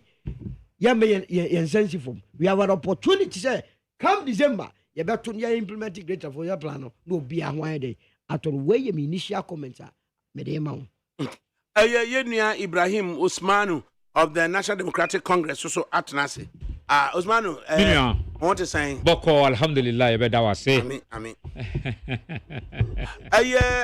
share various manifestos are abba sure NDC manifesto particularly on sports and also a media encounter John Dramani Mahama nyaye Alan Nchemanten nyaye Dr. Muhammadu Bawumia susu nyaye what are your thoughts as at yet Minya meda wase na ma yusu platform kesiye we e dia chia the leadership of the National Democratic Congress your flag bearer and incoming president of the Republic of Ghana His Excellency John Dramani Mahama or ye to or Greater Accra ha or starting ye endra and there or ho and there ye ka say sisi ano oninam within the Wijagbawe constituency anyaso tum constituency or around Ablekuma or pro senebe ya Ghanaians na be di ni manifesto atum bibia me ba na makase manifesto we manifesto bia se uyi bible any Quran e di sin chen a book bia abawiase a ebisumba da a book a wankasa wote high journalist o chefa ewomu minua owo Nchemanten ne chefa ewomu media for echefa ewomu traders echefa ewomu drivers echefa ewomu traders echefa ewomu obia oye nipa nko ade ne chefa ewomu a ono so benya benefit of the 2024 manifesto na your friend who said the people's manifesto minua me da wase na ye ka manifesto I call launch ya minua ye me ba ye minim say waka kire me say we are centered every discussion to the sports anameboa but answer na be call sports no e was say ye manfo hu say John Dramani Mahama e the game changer bi eba sa game changer no e na the 133 information ye ejuma ba akopɛ o nanso ye be ranu no 3 shift na 3 nipa mensa atumi aye sa ejuma we e kire say Ghana population ina no e 30 million plus say be ye ejuma ina e 30 million plus anka ye be kra amanfo kra o baby ansa na ye be ye ejuma ni bi what dem jana say because 30 million ina e cover ejuma na ye born from anopa 6 o'clock e go see we are 2 o'clock no mo pon e was say yenya amanfo o be ba starting from 2 o'clock e go see 10 p.m. Omo pon e was say yenya amanfo o be starting from 10 p.m. to the next morning 6 a.m. we the game changer John Dramani Mahama say odi ba ebeye ejuma nko a mabunu nu ina benya ejuma ayese na ebeye Ghana ni bia no ne ho beto no say na ebeye John Dramani Mahama beye the second coming of the Jesus Christ to come and save Ghana no eno ejuma na ye wo so a ye aye manifesto no ekere say we a typical example a evidence to prove to every Ghanaian and the whole world say John Dramani Mahama dia onu dia so on to me spell ya on chro oni dia osia no oyo and this what to me aka say obedi game changer be ba ebe 24-hour economy say na ebe ya police for ebe form number no be increase soldier for number be increase all the security services number no be increase because we are going to run 3 shifts into our various companies e was say security no doso say na ebe ya me newo banbo hu be hia ye na ejuma no atumi akoso e dia ma ordinary Ghanaian bia minua ye bano into sports John Dramani Mahama ma mini kana me read message mfama Solomon Osu. Okay. Also wafa please kindly also them Solomon Osu should stop the propaganda. Just this Saturday they have a party. Wafa. Wafa K really doing very well in the UK here. He should stop the mischief. Yeah, wagu UK MPB no. Wagu. But we must have people Ghana. Masterpiece to UK. My eyes knows yes. I will hot 24/7. Wagu no. On person be catch wagu na UK. Also mo ye party kura weekend. Anyway, so man be we manage the bedroom. We be wa go to obi o my party. Party be. Om ko edipa me say no ko tira spring room. Sa omugu ni wiye no bibia nkoso. And the more almost solid plan. No? Anyway, and the crowd, you have been saved from embarrassment because Alan be winning election. Who now don't be opposition. Now, you are don't hear you have results or more. More than ye. One in ye, Etiagu, you can have be good at how Greg. Nan's one before. My men can win at the young what someday. I was here of our ADAKABRI to the whole year, as I say, of ADAKABRI. As me mind is airborne inside Kingsland. Kindly join me to wish Peter Champo, aka Master P, inside Northampton, in the UK, a glorious happy birthday in advance. From your wife Amanda Sewa Siedu, aka Mandy, the children Millicent and the rest of the siblings.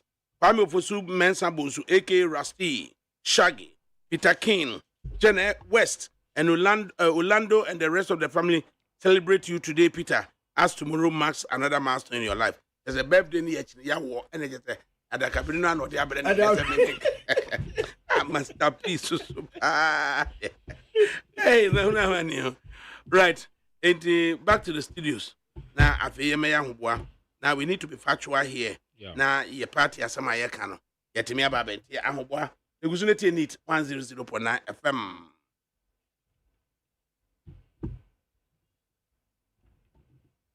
And you ma beto to dia me baba no hwade no twem so betumi a asew now beka ya jon to mami ensa duku portmanteau this way chocolate drink na kan wo hwe afibia nso beri ni waware ne a this way chocolate drink na kan sia asew udan kan no tumu ho me be mo anu nso hye kwa dia ka ho uhade a wapi ho o ka sa batete eda fom ho this way chocolate drink kra cha be pe baba ware yi asew ye fi ase this way chocolate drink ye sori anopa no ne ye nom ye be chef fridge nom no se snack ye nya hoho anu ne de serve wo mo ye didi wie ne ye pe bibia bogu ya de so a this way chocolate drink ne ye nom ana this way no ti anu a he se kire wom koko wom milk wom bibia wom ade wo hia ne so se this way chocolate drink de wo hia ani so se FDA ahwe se adwede nkrato emu agye atum se eye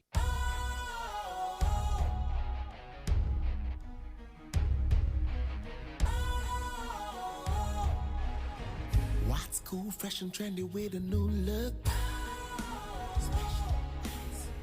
Makes you feel real good, that refreshing vibe. Satisfies you right just the way you like. Do you know? Do you know? Do you know? Ain't gotta do it alone. Specialized makes you flow. Anytime, anywhere. Specialized feel different. Always think specialized.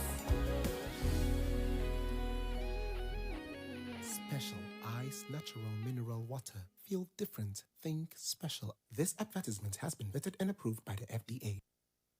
Nix 100.9 FM Sunni. And then Wednesday, August 28, 2024. And time just about approaching 3 minutes to 6 to 3. In the studios, Engineer Peter Nkribu Siakon of the New Patriotic Party, MPP, and Ibrahim Usman of the National Democratic Congress, NDC, and Solomon Owusu of the Movement for Change, MFC, Afrafranto, and Omatanase. Engineer Yamuatanase. Major so lawyer ADAKABRI. Yamuakwa so. Medase bebre. Na umma na Peter T Solote was MPP man MPP in the UK say good nan kan me. Oh that be I mean radio so no papanin some better hakana I'm say hard drink cry. You know we don't speak anyhow just like that. I mean NPP UK has been a premier branch for the party since the Tea Party all the diaspora branches in know they didn't work NPP UK. And over the years, a titru so I mean, the party itself started from UK. NPP started from UK. Company for Moko exile no hono moko plan ya omediti NPP. It be dear Ghana. And the party itself. I mean, Panyi ba kone feno Boyana Ngoma. Not Eastland. No, secretary to Professor Busia. Na Okansembi nanim ho bi ni hye na Okansembi. O say, Edru baby say we a leader of Ghana ha. Na say who take a decision for the country. You put your ears on the ground and listen to what Ghanaians in UK are saying. I don't think Ghanaians in UK no omo contribution to the development of Ghana no aboa bebre and a party ni nyina so dodo na ewo UK. Enti the fact say of a case saying was the current crop of leaders in the UK net saying. Oh on say a prebiane leadership yenya. Anunti enei omo ewo new leadership Bofake any day anymore. He's doing very well. In fact, over here now no fundraising. They have raised the highest amount of money. We see Babia branch being what may raise be. I mean, I think they raised about 1.2 million. Then almost say almost discount to it. Inaccurate. And something in the region of hundreds. Well, so long as they have raised money. But at least they did something. Well, and over here, about a week ago, Miankasa Mekahobi, almost the 2 trucks, pickups from trucks. UK. And now almost the Abe support campaign, NPP 2024. Bisanum Kwama Eba. I'm about 7 clients and Kwama Eba count. And the NPP UK, I think they are the pace setters for all other diaspora branches, and they are doing very well. And to me, who the NTI is over now, I'll try to obey. Oh yes, I mean always, and they have different, oh yeah, on say YEF, Alan, Etieno, young executive. If you are saying baby, it's made Japan, UK, and Michael and San, yes, and they are working hand in hand with the branch itself. So the branch is so vibrant. A lot of the membership has increased about times 10 for the past. Oh yes, I mean to say almost chapters chapter first so now I mean kind of radio so na I'm giving information. Please, no, you don't laugh. I mean, can I say, oh, there be the woman say, the woman say. MPP UK from the days of a year me papa judgment samunyina Edeba a year doctor one papa what I can papa on more party no and so Ampanifona Kahunyina, Omnina Honumina started judgments start the fair chairman of the branch. What judgments? Yeah. Mpanifo DJ na beka ho enti they say me know cause almost every city every town bia no ye wo a chapter there and before you bet chapter more you need to have more than 50 membership. So if you look at about 25 chapters times 25 minimum of 25 now you can just multiply and see the number we have. And London has about 1,500 membership. London as opposed to NDC for no.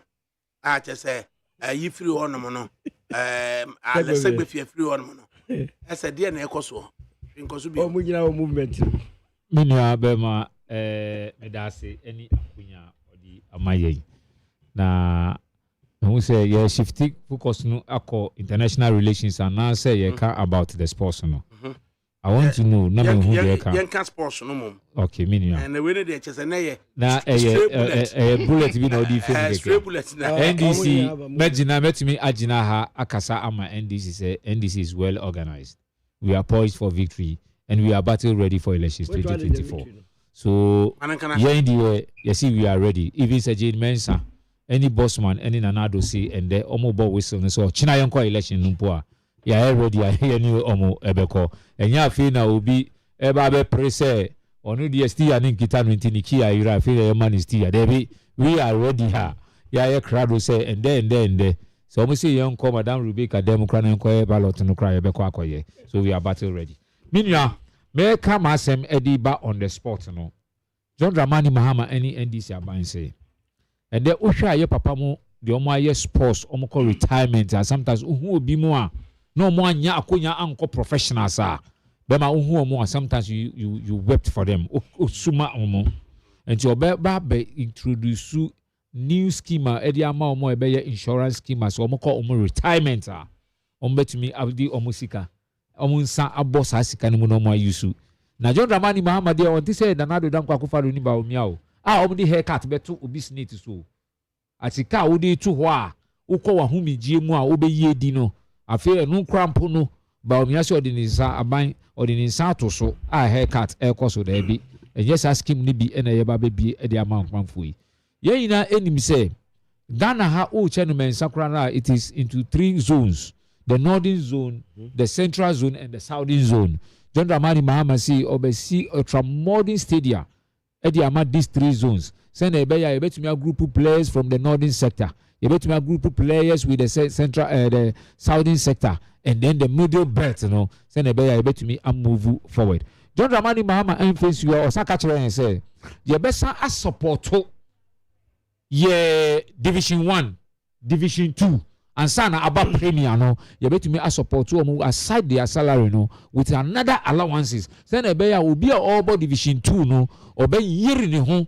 say on be qualify about division 1 from the division 1 now on bet me about the premier side no and you be man ni na aye competitive who said to say uko England no more EPL there is no major difference between the EPL and the championship because team is now over competition with championship no krano 24 EPL krano 20 and the omo wia and san omo sako middle league to see who qualifies aside the 2 people who already qualified automatic John Dramani Mahama see obeshemu kina send ebeya the division 1 division 2 and the premier no ebeye very tough.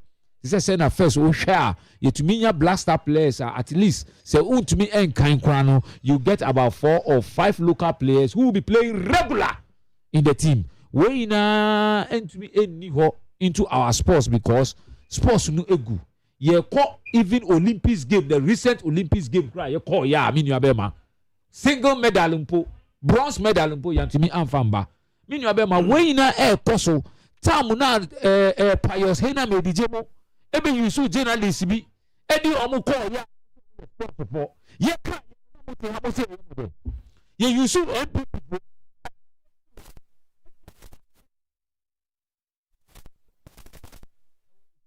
time or see sa standard video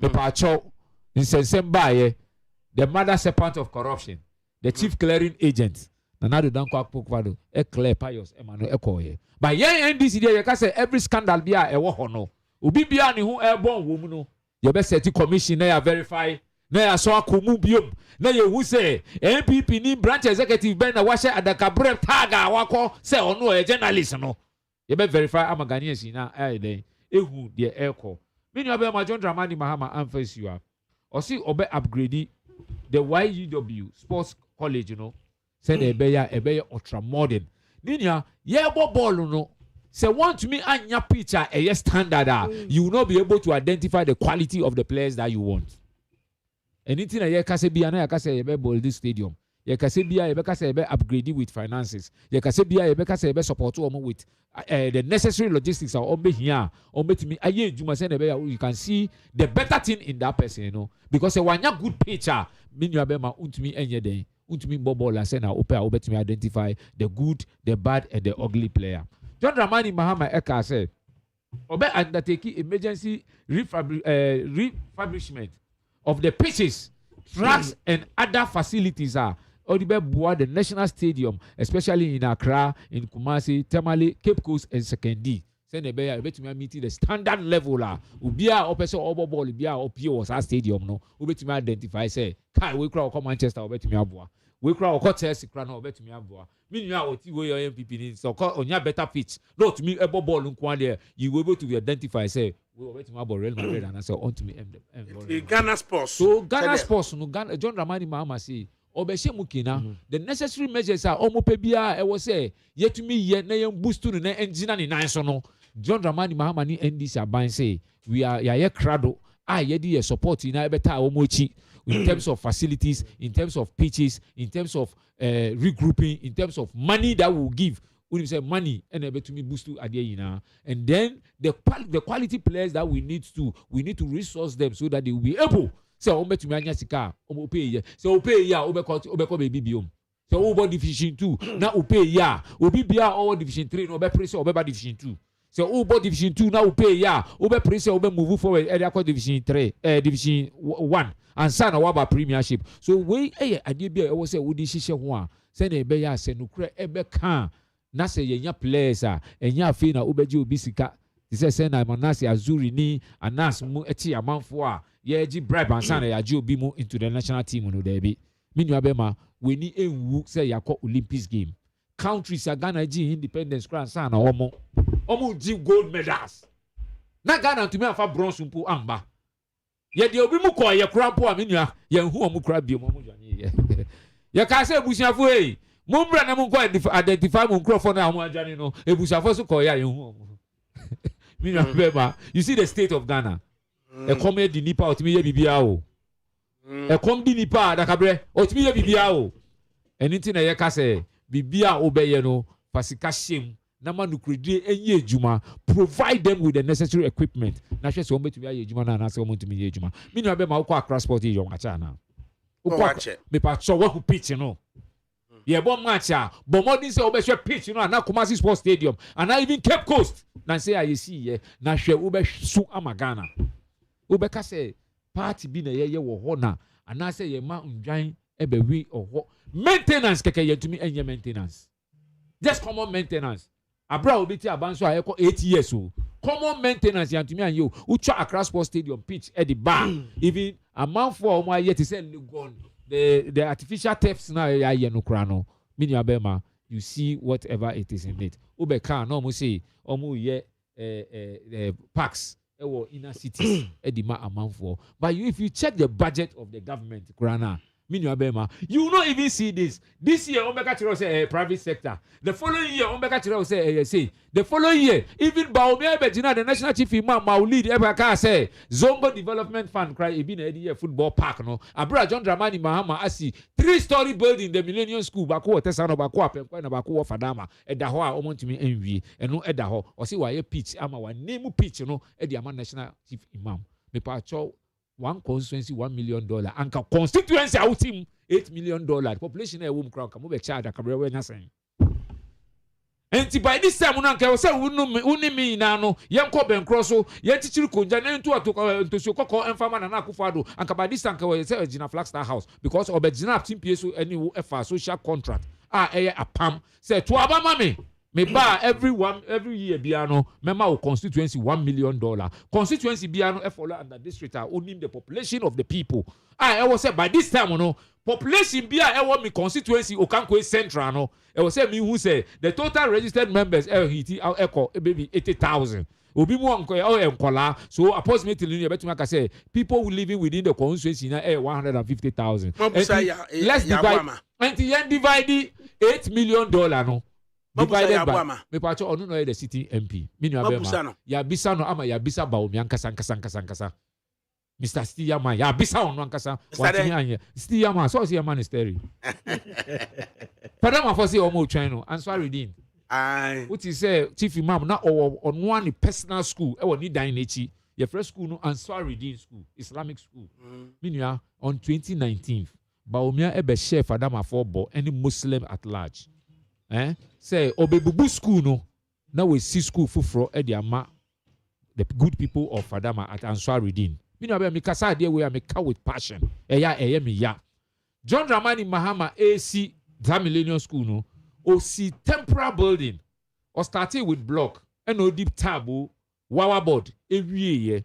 Say obe move because you bubu baby. And no move on Kwalandi Baho. And son OC school no.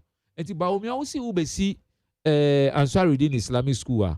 Afe wabe move on Kwalana John Dramani Mahama any MC omi now adjia to say the millennium school na John Dramani Mahama here. It is 98% complete. Aka painting. Some touches be keke painting no. By building any library ni bibi ani yewie o see 98% done. Ba omia move nkolano a omo temporary building no e call John Dramani Mahama building ni mu e no move Answaridin for the omo chief imam on e di ba temporary building a ye tabodan no e no bubu Answaridin me nua be ma up to now.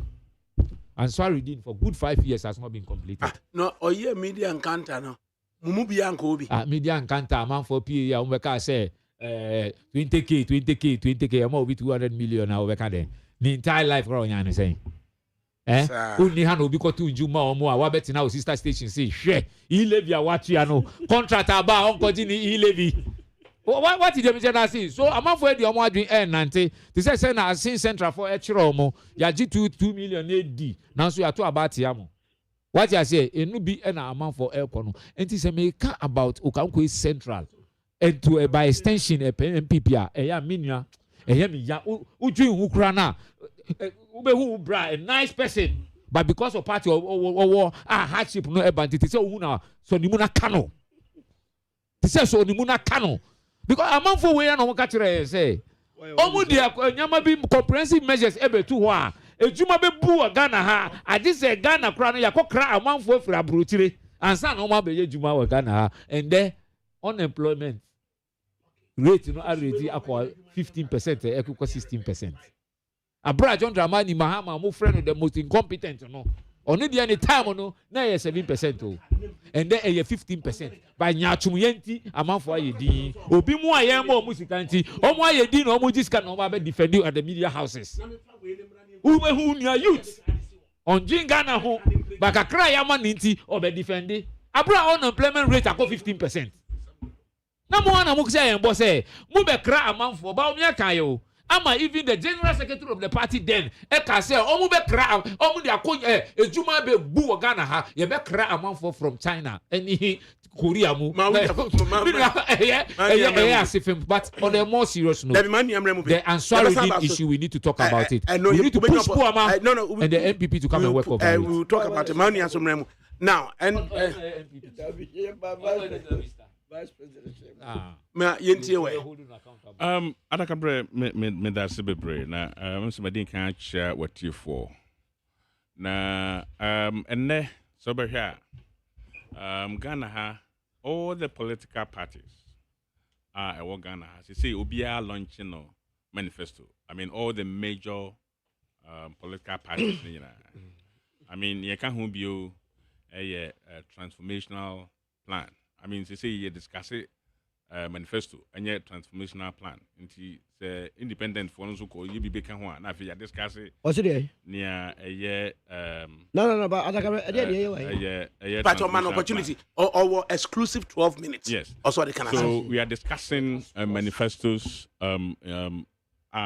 Parties no launch. Now, say mobile Ghana ha. Obiya nim say NPP. Enkwane political party ya waban mu your policies and programs e digu akwan no ya na eboa youth more than any other political party bia aban mu e Ghana ha say o hwe sports ya ba mu yi ekwan a mrantie ene mpo mmebawa ebinya kwan akọ ba bia omo beye practice omo abo football na omo again experience a montimi ade abo omo bra no. Yaba Ghana na AstroTurf ɛwɔ Ghana ha no na ɛyɛ 3 pɛ under Nana Akufo-Addo yɛbɛso amamuamu na ɛyɛ 3 sisi a yɛkasa yi AstroTurf nko a ɛwɔ Ghana ha it's about 150 everywhere you go you will see an AstroTurf yɛayɛ mmeranteɛ ɛbɔ so ball ɔmo gain experience na ɛno nso pa ho a yɛbaa yɛbɛto adeɛ bi a na yɛfrɛ no sɛ unemployed graduates association na ɛnam IMF dwamaama ɛde Ghana kɔyɛ nti no some of the conditionalities ɔmode to ɔman Ghana so ne sɛ government should not employ anybody apart from be a few people to health and na ɔmo ho kwaso may employ ɔmo and because of this in internet a huge unemployment in the system under John Mahama. Besides that, because of the doomso and no so for about 5 years, industries eguguye, companies bebre eguye, warehouses eguye, and it yekeka huntino a huge unemployment situation in the country. Yeba mamumono nature say a final solution. All the unemployment people now more graduate no, ye form more association my own friends and NAPCO. And no and over 100,000. Ya ma umu nyina kwahyehyɛ agencies mu ne department mu ne de keka ho ɔmo yɛ adwuma no bosumi bia na etua bia ka more than 700 Ghana cedis ɛboa ma ebi mu gain experience ɔmo companies no hu sɛ ɔmo again some experience a ɛbɛboa ɔmo baabi a ɔmo no they employ them directly me no ka say out of the 100,000 unemployed association now graduates now over 40,000. In fact, between 30 and 40,000 have been employed directly at various agencies, and now 40,000 of them also yama womo temporary contracts a bit more. In fact, a number of them have come to me begging say we should get them the full employment. I'm so okay. It's a bird in hand is better than the Onamurama Otuko Burkina. So it is okay. Let's keep on working. So long as you have something doing. Until so far, out of the 100,000 now, less than 20,000 per juma. So our record on youth and youth employment there, I think NPP government always have good policies for the Manifesto. In fact, it is going to really help Ghanaians. Now, ADAKABRI niyama bebre na koso in the last 1 week I have been going through the 2 manifestos. Now I got shocked. Niyama bi a NDC atro manifesto no mo almost say new ideas. Anunti yenhwe so ne nto abama I think say last week I started talking about a few of them. And I got so disappointed say John Mahama in the 8 years in opposition and also as a former president, ideas should be on his fingertips because he should have learned almost every aspect in every department at what a mamumu. And until near loopholes it comes up with better ideas. But who reading the manifesto now? Copy and paste. Policies are implemented that Oba under the Commission for TVET. 9 policies are already implemented and in Juma Ghana for no or website and our copy of verbatim and our dear manifesto ni say and no and our no mama bar what they be faso no they creating Yuma ama Ghana for. In fact, so we share the highlights and he picked about 4 of them and I'm cover main manifesto and we share youth manifesto 9. Now many more few of them so na Ghana for how dangerous it will be to hand over the management of this country into the hands of John Mahama once again. So here, John Mahama, or see, obey a friend say National Apprenticeship Program. Na Ghana for a senior a issue and sa na utimi generate a juma for yourself. Meno kasa se Omo eti computer home. Just Google Vice President launch National Apprenticeship Policy. Just Google. It will come up. Sa policy way. You launch on the 13th of March 2014, 2024. A few years more. Now it was a pilot project. Na I feel launch the home policy cabinet ajetum ye war law backing over 19,000 so far, and now almost are benefited from this program, and yet your mama has picked the same thing. Say Ononso Enyagwanya is going to implement what do you call it? National Apprenticeship Program. Osha a year 2022. Vice President Elonchi Adibe Freno Center of Excellence. Say Ghana ha region bia etwa say nya 2 centers of excellence. Yede be kire nkwalade na yede state of the art equipment agu ho. Yesi 32 na make say. Me no kasa sesi yesi mako 9. Sesi eye adwuma sesi okọ baby to say the Center of Excellence at Abrankese. Washington region, back home. Oko, baby to say, Boaco, Western region, Western North, back home. Boaco, first one should be Abrankese. And the second one should be Boaco. Boaco, okay. Yes. Second one, third one, Kenya say, Ahafu. Kenya send them a turn correct. Okay. I've Kenya say, number 1 and number 2. And where Ahafu? We are talking about the Kenya's region. name, you know. Kenya number say 1 3 miles away from Idiom. Number 2 and a 2 Ahafu. Okay. So your mind. Obia on my hand. Okay, so one of them, that is where it is located. One of them. Yeah. So Oko Paduda. Paduda no ewo Bono East. Ehonso yawo Center of Excellence ayesi wo ho. Oko Dambai OT region. Ba konso ewo ho. Oko Salaga Savannah. Yawo ba kon ho. Kurobi efe no Guabuliga. And also our North East. By back home, Oko Achim Arisa, back home, and also our Eastern region. Now, Center of Excellence in Nano, that was the first phase. Be started phase 2. You be sitting in our Ghana. Your mama has gone to our website and our copy a day verbatim in his manifesto. Say, I don't know about it. Now, Ubusa say, 8 years now, Omukushia. Omtena opposition no we omofa consultant and ama no churches and ema we bre woman assassin if our NDC and if our Jomama and this is the work a consultant omofa no ekoye ya me see me kamekwa koji misika Jomama should go back to the consultant and collect his money because they have done a huge disservice to Jomama in opposition for 8 years who should come up with better ideas or see or be establish STEM and TVET model schools. Ewo Ghana, your mama. Me no kasa sisi sa stem ya ka ho asemi. Your mama kra time no ma de kro. Eye nana go forward aban and this stem ba ya. Ye sisi ewo Ghana ha. Sisi me no kasa yi. Eye anyinam ye si a STEM school ho. Ba ko wo pachi number 2. What's wa abomosu? Not anyinam. Abomosu so ba ko ho. Ba ko anyinam na ba ko abomosu. Abomosu STEM. Anyinam side be. Huh? What's saying?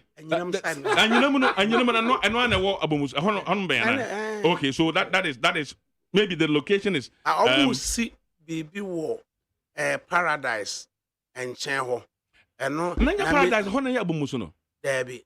How are you fine? Because I know say agri school be or Usino. There be agri school be or if not abomusu. Abomusu agri school because then me come lecture. Abomusu ya manium. Ofa enyinem akokwa ben. But paradise. Akwana koni first out me for copy Koforidiano. And yeah, bunsu. Oh, okay. In Sutem Tech. Okay. And a junction. Okay. Ba konso asin kajai. So what would you that? Asin kajai. Didn't want me pronounce me bread. So these are the STEM centers at yes, you see Ghana. And yet John Mahama has put all of them in his manifesto say, oh be now yeah, what did be a friend say? National TVET qualification framework. And no, and the year 8 levels on the TVET sector. Na Ghana ha, only the TVET sector. Ghana ha approved national qualification framework by Parliament. Na sa 8 levels, there were proficiency 1 and Professions 2, National Certificate 1 and National Certificate 2, HND, any first degree, master's degree, and doctorate degree. Nina ewo sa qualification framework and so.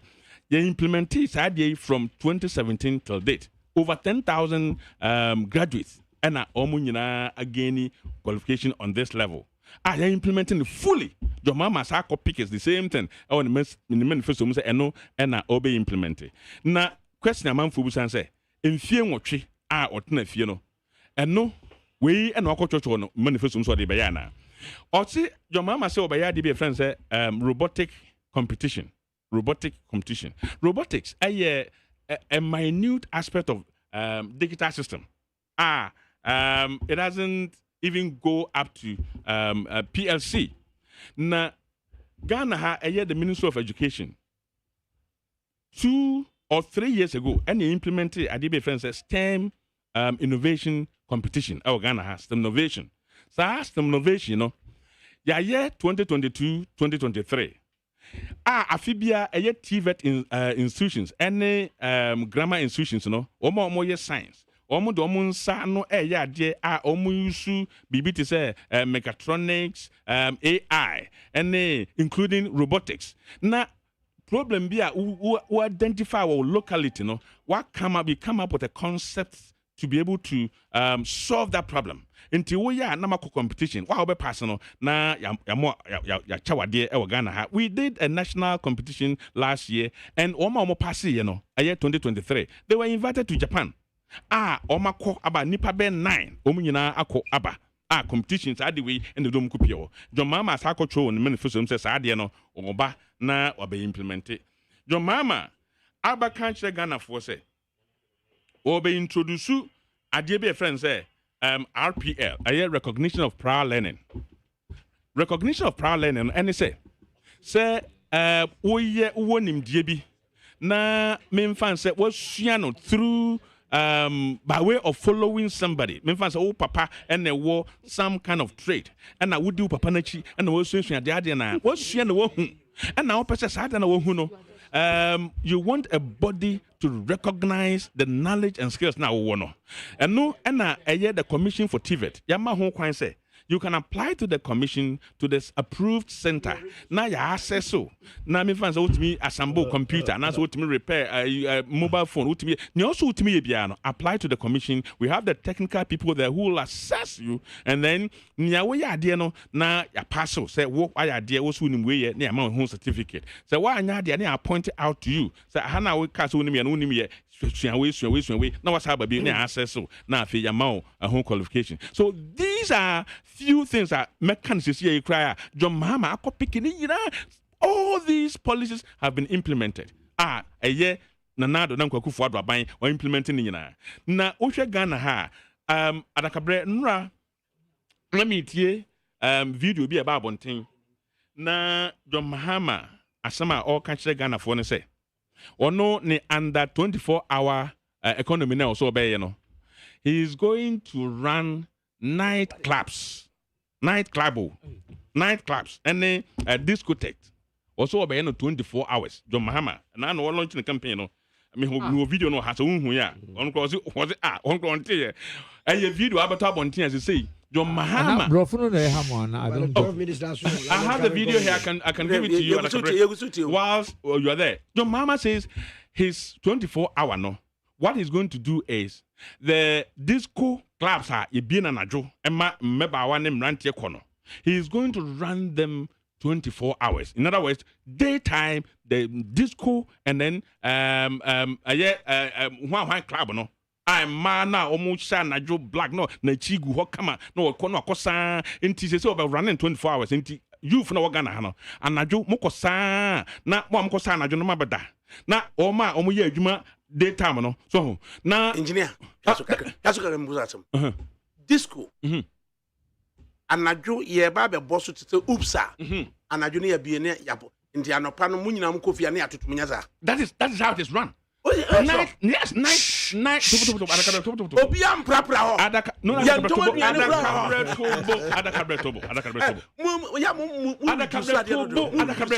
Me just obi anya adwuma ho. Vienna uko no man adwuma ye kobo so ADAKABRI, you see, and that is why you're making a mistake. That is why you're making a mistake. That is why you're making a mistake. No. ADAKABRI Tobo. What's it? Now already, if that is already in existence, are you telling me he's going to do something different? No, but he's saying that he's going to open it 24 hours when it is closed. Nobody goes there. No, he goes there. He's talking in terms of adwuma. It is never true. That thing is already. It operates like that. So if you're telling me that is how you're working there. No, people work there. They go there, they clean there for 2 hours, they close. The whole place is closed. I'm telling you, nobody goes there and clean there more than 4 hours. Obika say, Obama work, Obama opportunity. Ama ya adwuma obabi 24 hours this control question or the number of workers you bet me farm. Your mama say, your mama neka. Or see, disco clubs, discotheque, any club, a Marco Sano, and then Marco Sano. He's going to open it 24 hours. That's Busane. Now we are moving. That is the point. The number of persons who can get jobs. The problem. That's the problem. You see, I'm telling you that even Pudong, I think his own is even far better than what your mama is proposing now. So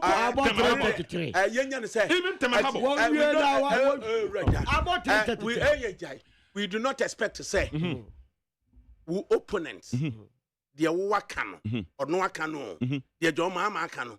We do not expect reasonably say who MPP ni who chiremwa who be chiremu a year. Oh, dear Mahama Duba umi abekano.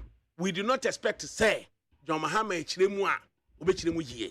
But any reasonable Ghanaian should look at it in terms of say John Mahama say the 24-hour economy no 1333 no or percent more people 3 persons should be working one shift. Say 24-hour shift no obi mna no pa obi mna wia obi mna najo eno no person work. Okay, so and that is why you are also getting it wrong. Now, I'm taking only one side. I'm taking only one side. Now, ADAKABRI, just imagine. How do you run? I will protest the strongest in a nightclub. Some of them run in a nightclub. Why does it speak like that? No, but the point is what by your mouse and sports with them TV and take what they say. I don't force me to speak. But why must I sit here and allow you to speak? No, I'm not going to say. No, but this is so fast. For me to come here and sit here for him to talk to us. Say, your statement to be. No. If I could finish, or your statement, and your work, and now Uber reconcile statement, and me, and there were baby, and a man opportunity, or can see, baby, I'm a person or train on. I can't. No, 10 minutes. You 30 minutes. Miss Yabama 30 minutes. Yabama 30 minutes. Time now.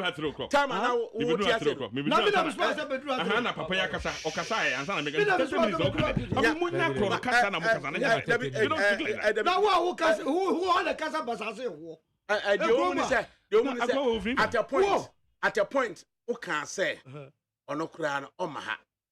Now only them ha. In effect, you were speaking. No, solo.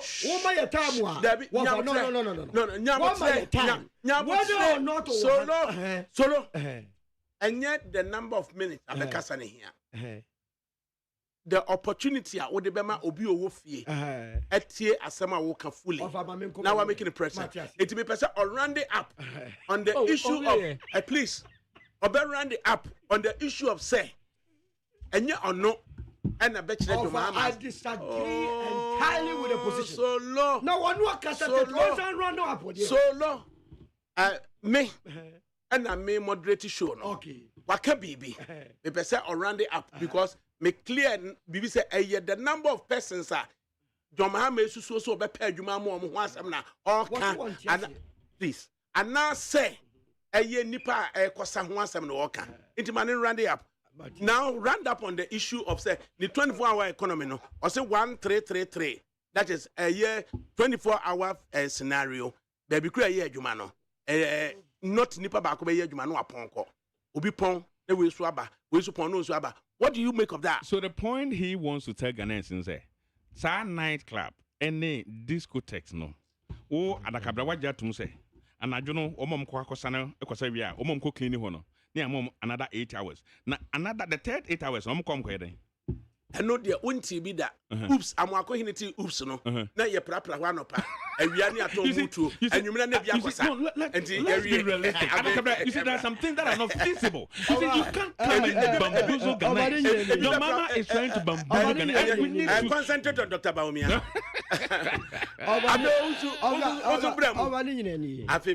The count the namunya nkrofo mpo no we ni nyina ni eno ane e kan so no wa betoto ayampia enti de wom nyina za sports na ase enka wasem na sports de wom no se nyina ati ase se Ghana sports na gu enkoye aban yi ba yi ye ko blasters kwa na de akọ first round ni aba starlets kwa de ye qualify satellite ye nko ni nyina ye gufie ko soccer enko animu football Ghana ni Angola ebebo match next week afina ye fence yogu Kumasi Sports Stadium ayere ho asere nyame mpa yese grass kura betutu ebeba na yetumi atwa so an yetumi ahost. So there is nothing going on in the sporting sector. Yaguno all Africa games ye call ya ose ye di no yakodisika ene to rural nchemante hwe sa nyoma we nyina ado se di obetumi aya abo sports ne say cut them young and until at the secondary level no obe masika free get fund mu ye di akwa revamp secondary school sporting activities. Ya ni eko school Kumasi ya Oprembe college no adia ni de pa ne superzo ovako superzo da ne mo de yi superzo das lazeno bo se bending hono na ni nyina na sa time investment ko ho ene ye disika no akwa kodi de eko secondary school nyina anti enko owala ntemante se da big ga mentira ho ma sports say eno ti be ba bi disika akwa hwem ebio wiase afa na nyina eye private sector and the developer sports oko England Premiership aya kono ya Chelsea jinane naso Man U jinane naso Arsenal jinane naso the private sector na mana ya kono and yetumi tam sika be 100 million pounds ne dia kwakoto player bako wa ma omu amemu ama mbehemu kena agro no enko ani to rala ntemante say obe through tax incentives fiscal incentives no or the bebo ama private sector no e de omo hoodin aba begurem na yetumi aye amana yefe afi obe invest in new generation sports facilities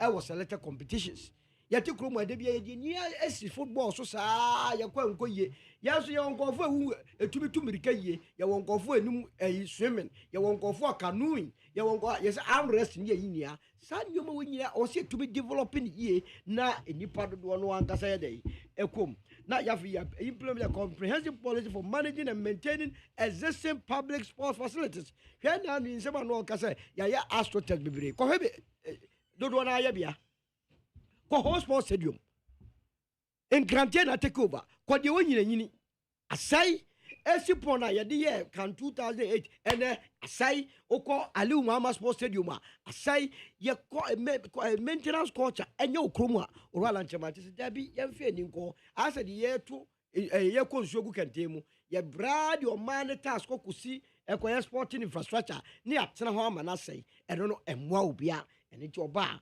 over oso obeheso na de ye me nwanwa wonsema ye ka wa nyina ne se ye se mebunu no womo abra bomu aye krojen abra MBB aba amemwe bai yati kromu a mene o kase se 1.9 million youth emebunu omo tifie omu nya aduma ana no owra baumia enya akwanya wone media share wono ananum tuo wo se de 100,000 amo kase napko no emu 35,000 pe ana otu amo aduma dia ka nyina agufie ana metie Peter ka kira me se 20,000 pe de tifie edidi ani yemfa enye ngongwa esanse na anu ya abayo esi enipa mami wia wo kasa na me ka wotia babi na wo ba korate ka mi wia ede na korate tina ho na be ko me kasa me kusuti o eno ane se 21 million wo kasa ebe wo simi kasa me kusuti o and now no call second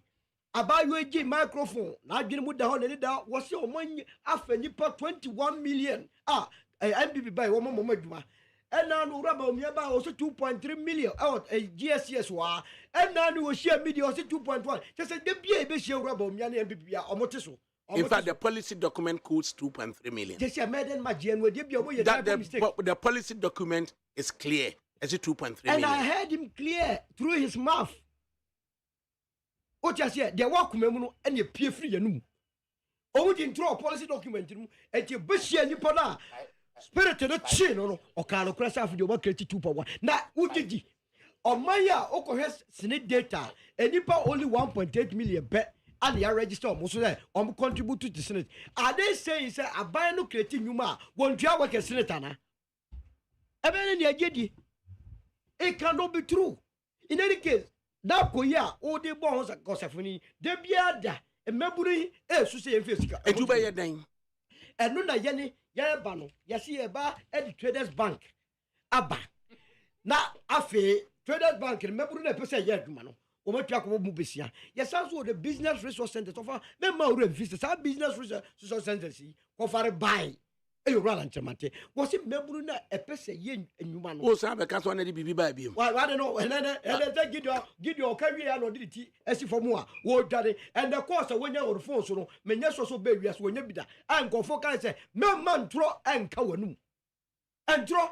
A money cannon. Na trouble na Gideon. Now Gideon assassin will you be out kunyanya kwada ya won fufuro ko say 1D1F the baby of Alan Chamante. Alan Chamante's baby. Akwada ya won na me baba aboayo o say orala the 1D1F. Wo be ka say one ko ye. Wo ko jama vice president. Ono no di odi buy napco. Call launching war Independence Square and then Kwadani Negufie 2.4 billion Ghana cedis. Yakoshin kwa me my petition right to information. So omuma with the entire list of the 100,000 because I have a suspicion of any nipa 100,000 bia and a near ya party names the ghost names and asishim and a bosumi na okwabanane akojisikan di. That is what we have been doing today to ourselves in this country.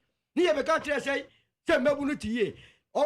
National university the last 4 years. Go home was sitting. Yeah, they say mebuniti and baby national services here. Ubusab of about you be an branch bia or some danyame and your crobby kumase danyame because there is no opportunity.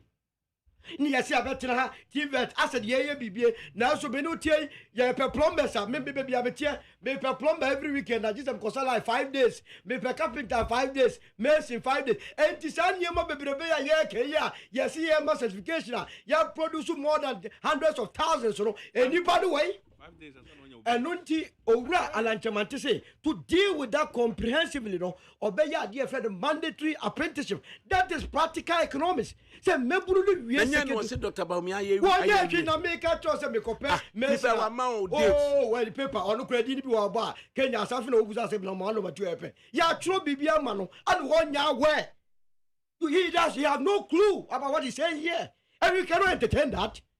We cannot entertain that. I don't think you woman you know say oh man no atrosam no I say wo man na che ye hwede ye obetumi aye adwuma ni sunu de ban ebetumi aye adwuma no de o ka cho so ma obema 1D whatever or the bread war de o ka cho so the Africa Continental Free Trade beba ne headquarters what rich de o ka cho so be export development policy me ne o ka se o ko export promotion council o run at Chamachia to one more between 2025 to 2030 no I expect to say been that 30 billion. There was a show boss or bar what the 10 your friend say areas are ye dear basis war this a better diversify economy petrochemical your friend say automobile palm plantation and they give pharmaceutical and so on and so forth. One no also do a bravo to so and then one more theory. All this is a theory. A casa young from obviously show working when I know could be obviously show working. You are not showing us working. Now you see a baby get to it. You know over where no Osad Makundi was here ADAKABRI. Even in UK, nightclubs are not run no, 24 hours. I'm in Reading, and there are a lot of them, but not run 24 hours. Ura, Adumakun. So, Obi Prapra Wanopa, a Juma Sam Nieka, a Juma. So, a Juma be a ponko fee, as to cleanness, eco clean or anajo. And so, not yen Juma anajo.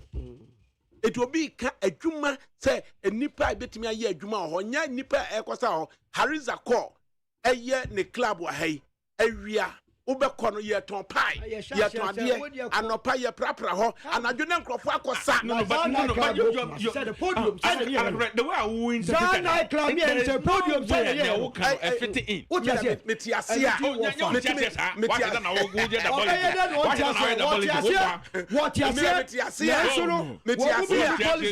metiasia establishment bi o ho a 8 hours ne apon adwuma ne ekofie ena o kire say ye pese enipa bebre nya adwuma ya establishment ne betimi aye adwuma 24 hours fantastic and nti obi ba 8-hour shift no apon awia na obi aba awia 8-hour shift na wapon na obi aba anadwo 8-hour shift no apon na omne and no oka enye oma ekosa no no kura wo mu ne na himfo ADAKABRI himfo you know the disco nighter I for akoye nyuma no Peter what we o dem nyenka de wo kasa 30 minutes one ka we nyina na o your event saying Lancaster you nya adwuma 24 hours Lancaster hotel hi they run 24 hours every hotel in Ghana run 24 hours if your mama say run 24 hours hotel I think we go run I think this is new hotel na every hotel that have been in this country yanya abrantie baako ekoka se ai abrantie baako ekoka se NDC for ebe winning up to 70% with Greater Accra na omo winning Central Region marginally na other regions ne de MPP ne be winning apparently no onye so clear de na all kan yenti ye ne nkasa na ye friend Paul Boating na yemusa no say e de pa pote ena na o say all kan e betimi ate ase Paulus hello Paulus Nana hello Paulus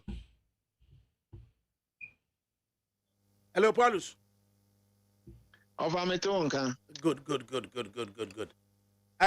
was ya call to say we say NDC been winning 70% and over our Greater Accra na omo winning marginally our Central Region at MPP be win or other regions and until by October no you be know the all winning is a NDC for be yire omo yire omo ho enne enye sa MPP for no be sha say omo ebe alleviate hardship on my makom and that may sway people to vote for the MPP. Chemuchre exactly the na wokan. Over me tell me what there ma menchia ya chiefo nyina. Oh na me ekire ne se me ne munuanom ba kon afua na ye na no opusa me. Jaso. Na me ekire se NDC be win Greater Accra but omo ntimi win 70%. Man ka so be win 70% and over. Na me san kire say MPP for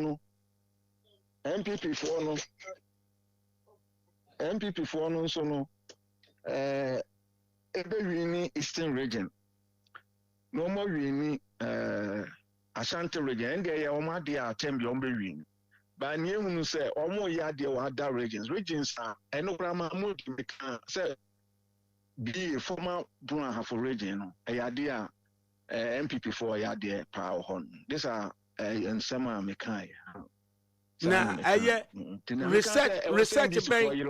research bain na not why ya or rely on at the African region we be winning on say offer you anything me share say October no ya the final verdict no beba you go so ye adwuma e so far na ye hu na me ka ne o dey blame me analysis am aye afa ho ana me ka ye nkwala no go so fault so far unim say me ni o man mu say they say me wa manone but me I'm in touch with my guys or mo ye adwuma na ma me nti ne me hu kakra ana me ka ye it is so far no if elections were held today why they winning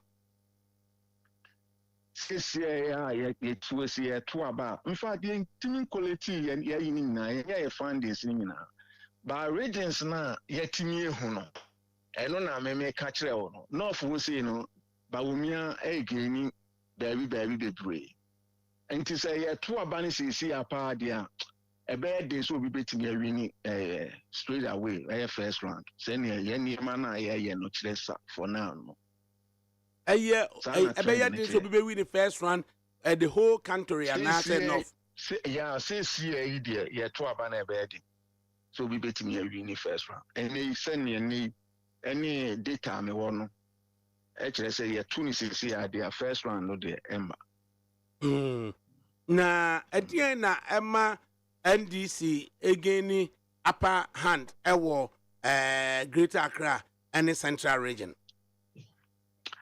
Greater Accra no nea yɛhu yɛ ne sɛ wohwɛ nsɛm a yɛmmeranteɛ ne interview nkɔɔfoɔ no ɔmo kaeɛ a ano ɔden yɛ economy no ne corruption ɛm sɛ ayade a ɛtia aban na ɔte so no paa ayade a ɛtia no de ayade a wohwɛ yɛ nwoma so a ɛdi akotene wɔ wobusa nsɛmfo nipa bɛyɛ du ɛwɔ Greater Accra emu nsia bɛka saa asɛm no sɛ ɔmo adi yɛhwɛ ama Akufo Addo a disappointing ɔmo afɔ ɔmo ani sika ɔmo ama economy na sɛ ayade a ɛdi akotene paa wɔ data no nti no ɛno ne nneɛma bebree wɔ sɛ ɔso ɔmo bɛyɛ ho biribi di a ɔmo yɛ na ɔmo hwɛ yo na yɛn fa we nyamo na mo fa nkama dwuma ho sɛ wo so wo hwɛ economy ho nsɛnsɛm ɛyɛ ahokyerɛ wo nipa so wo se wo hwɛ corruption ensɛm a yɛka ɛde fa ɛyɛ mpanifoɔ ho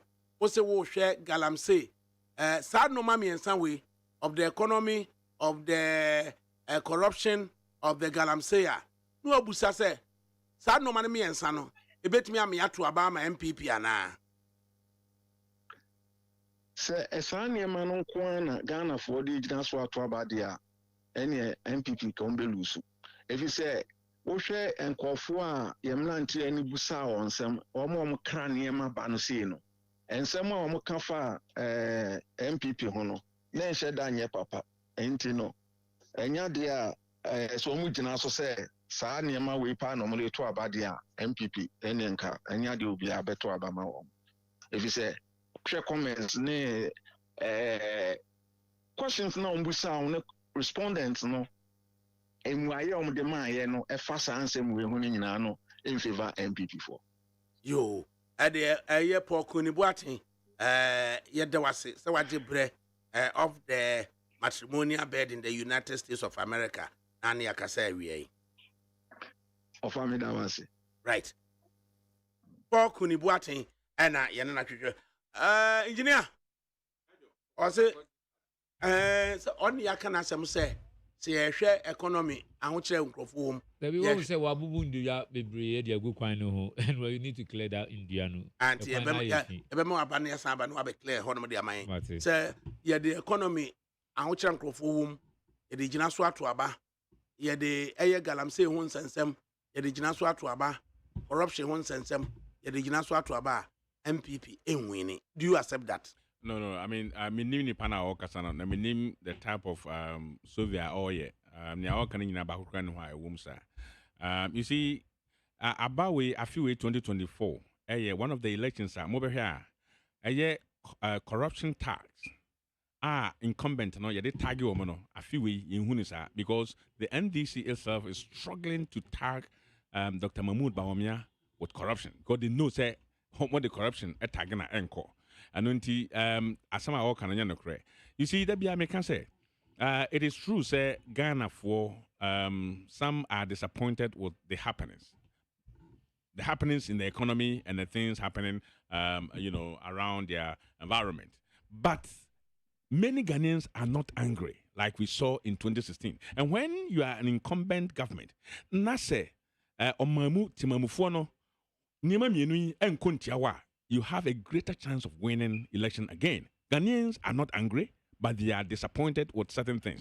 And the reason why they are not angry is because they know, say, even no matter what has happened in the economy, it's not the doing of this government. They know, say, be a SEC, and these NPP would have done far, far, far better looking at 2017 to 2019, you know, how the economy was growing. COVID bebo mu, na Ukraine war buy, na economy no etiba former from 7%. Grew no about 0.5%. That was very, very significant.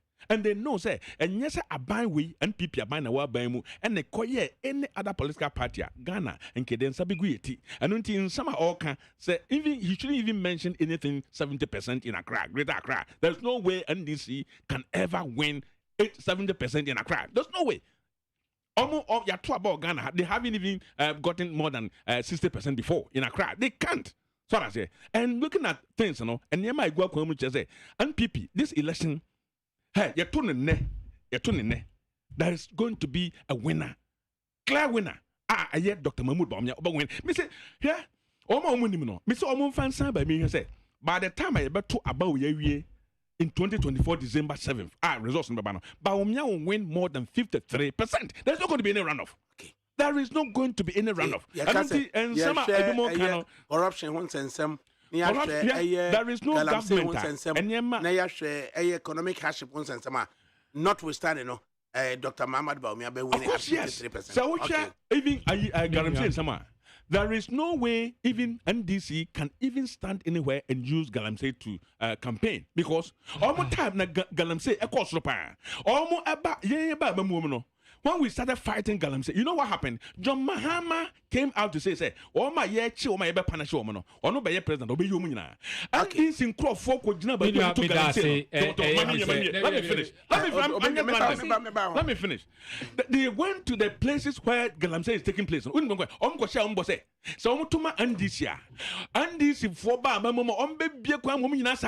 because of this, they voted for NDC.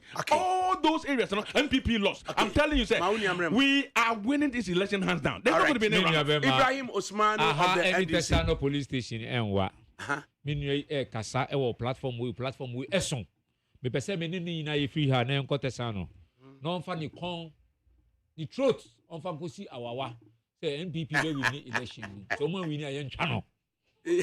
So bet me you see member tina ha and pretending to say all is well. Abra one kasa unim say Ghana ha there is no place in Ghana here now ukoto bairia unto stew planting for food and jobs me pacho ye dum kania na o ka ho asem o tina ha o ranti bebrebe no o see John Dramani Mahama o ye light ejuma ba wan bodum so wa ha wan ka dum so asem John Dramani Mohammed a married deal by a married deal and another Nanko Akufo-Addo any Baumia beka say krono kwa akokso enti omo ye value for money omo ko show emu ye bibia ye frɛ papa no buy no a marry for be ye am 9 people for ni gu ase am omo extendi a married deal for contract no educate 35 years John Dramani Mahama for power bank aba energy into energy John Dramani Mahama were increasing megawatts in Ghana every president as far as Ghana is concerned.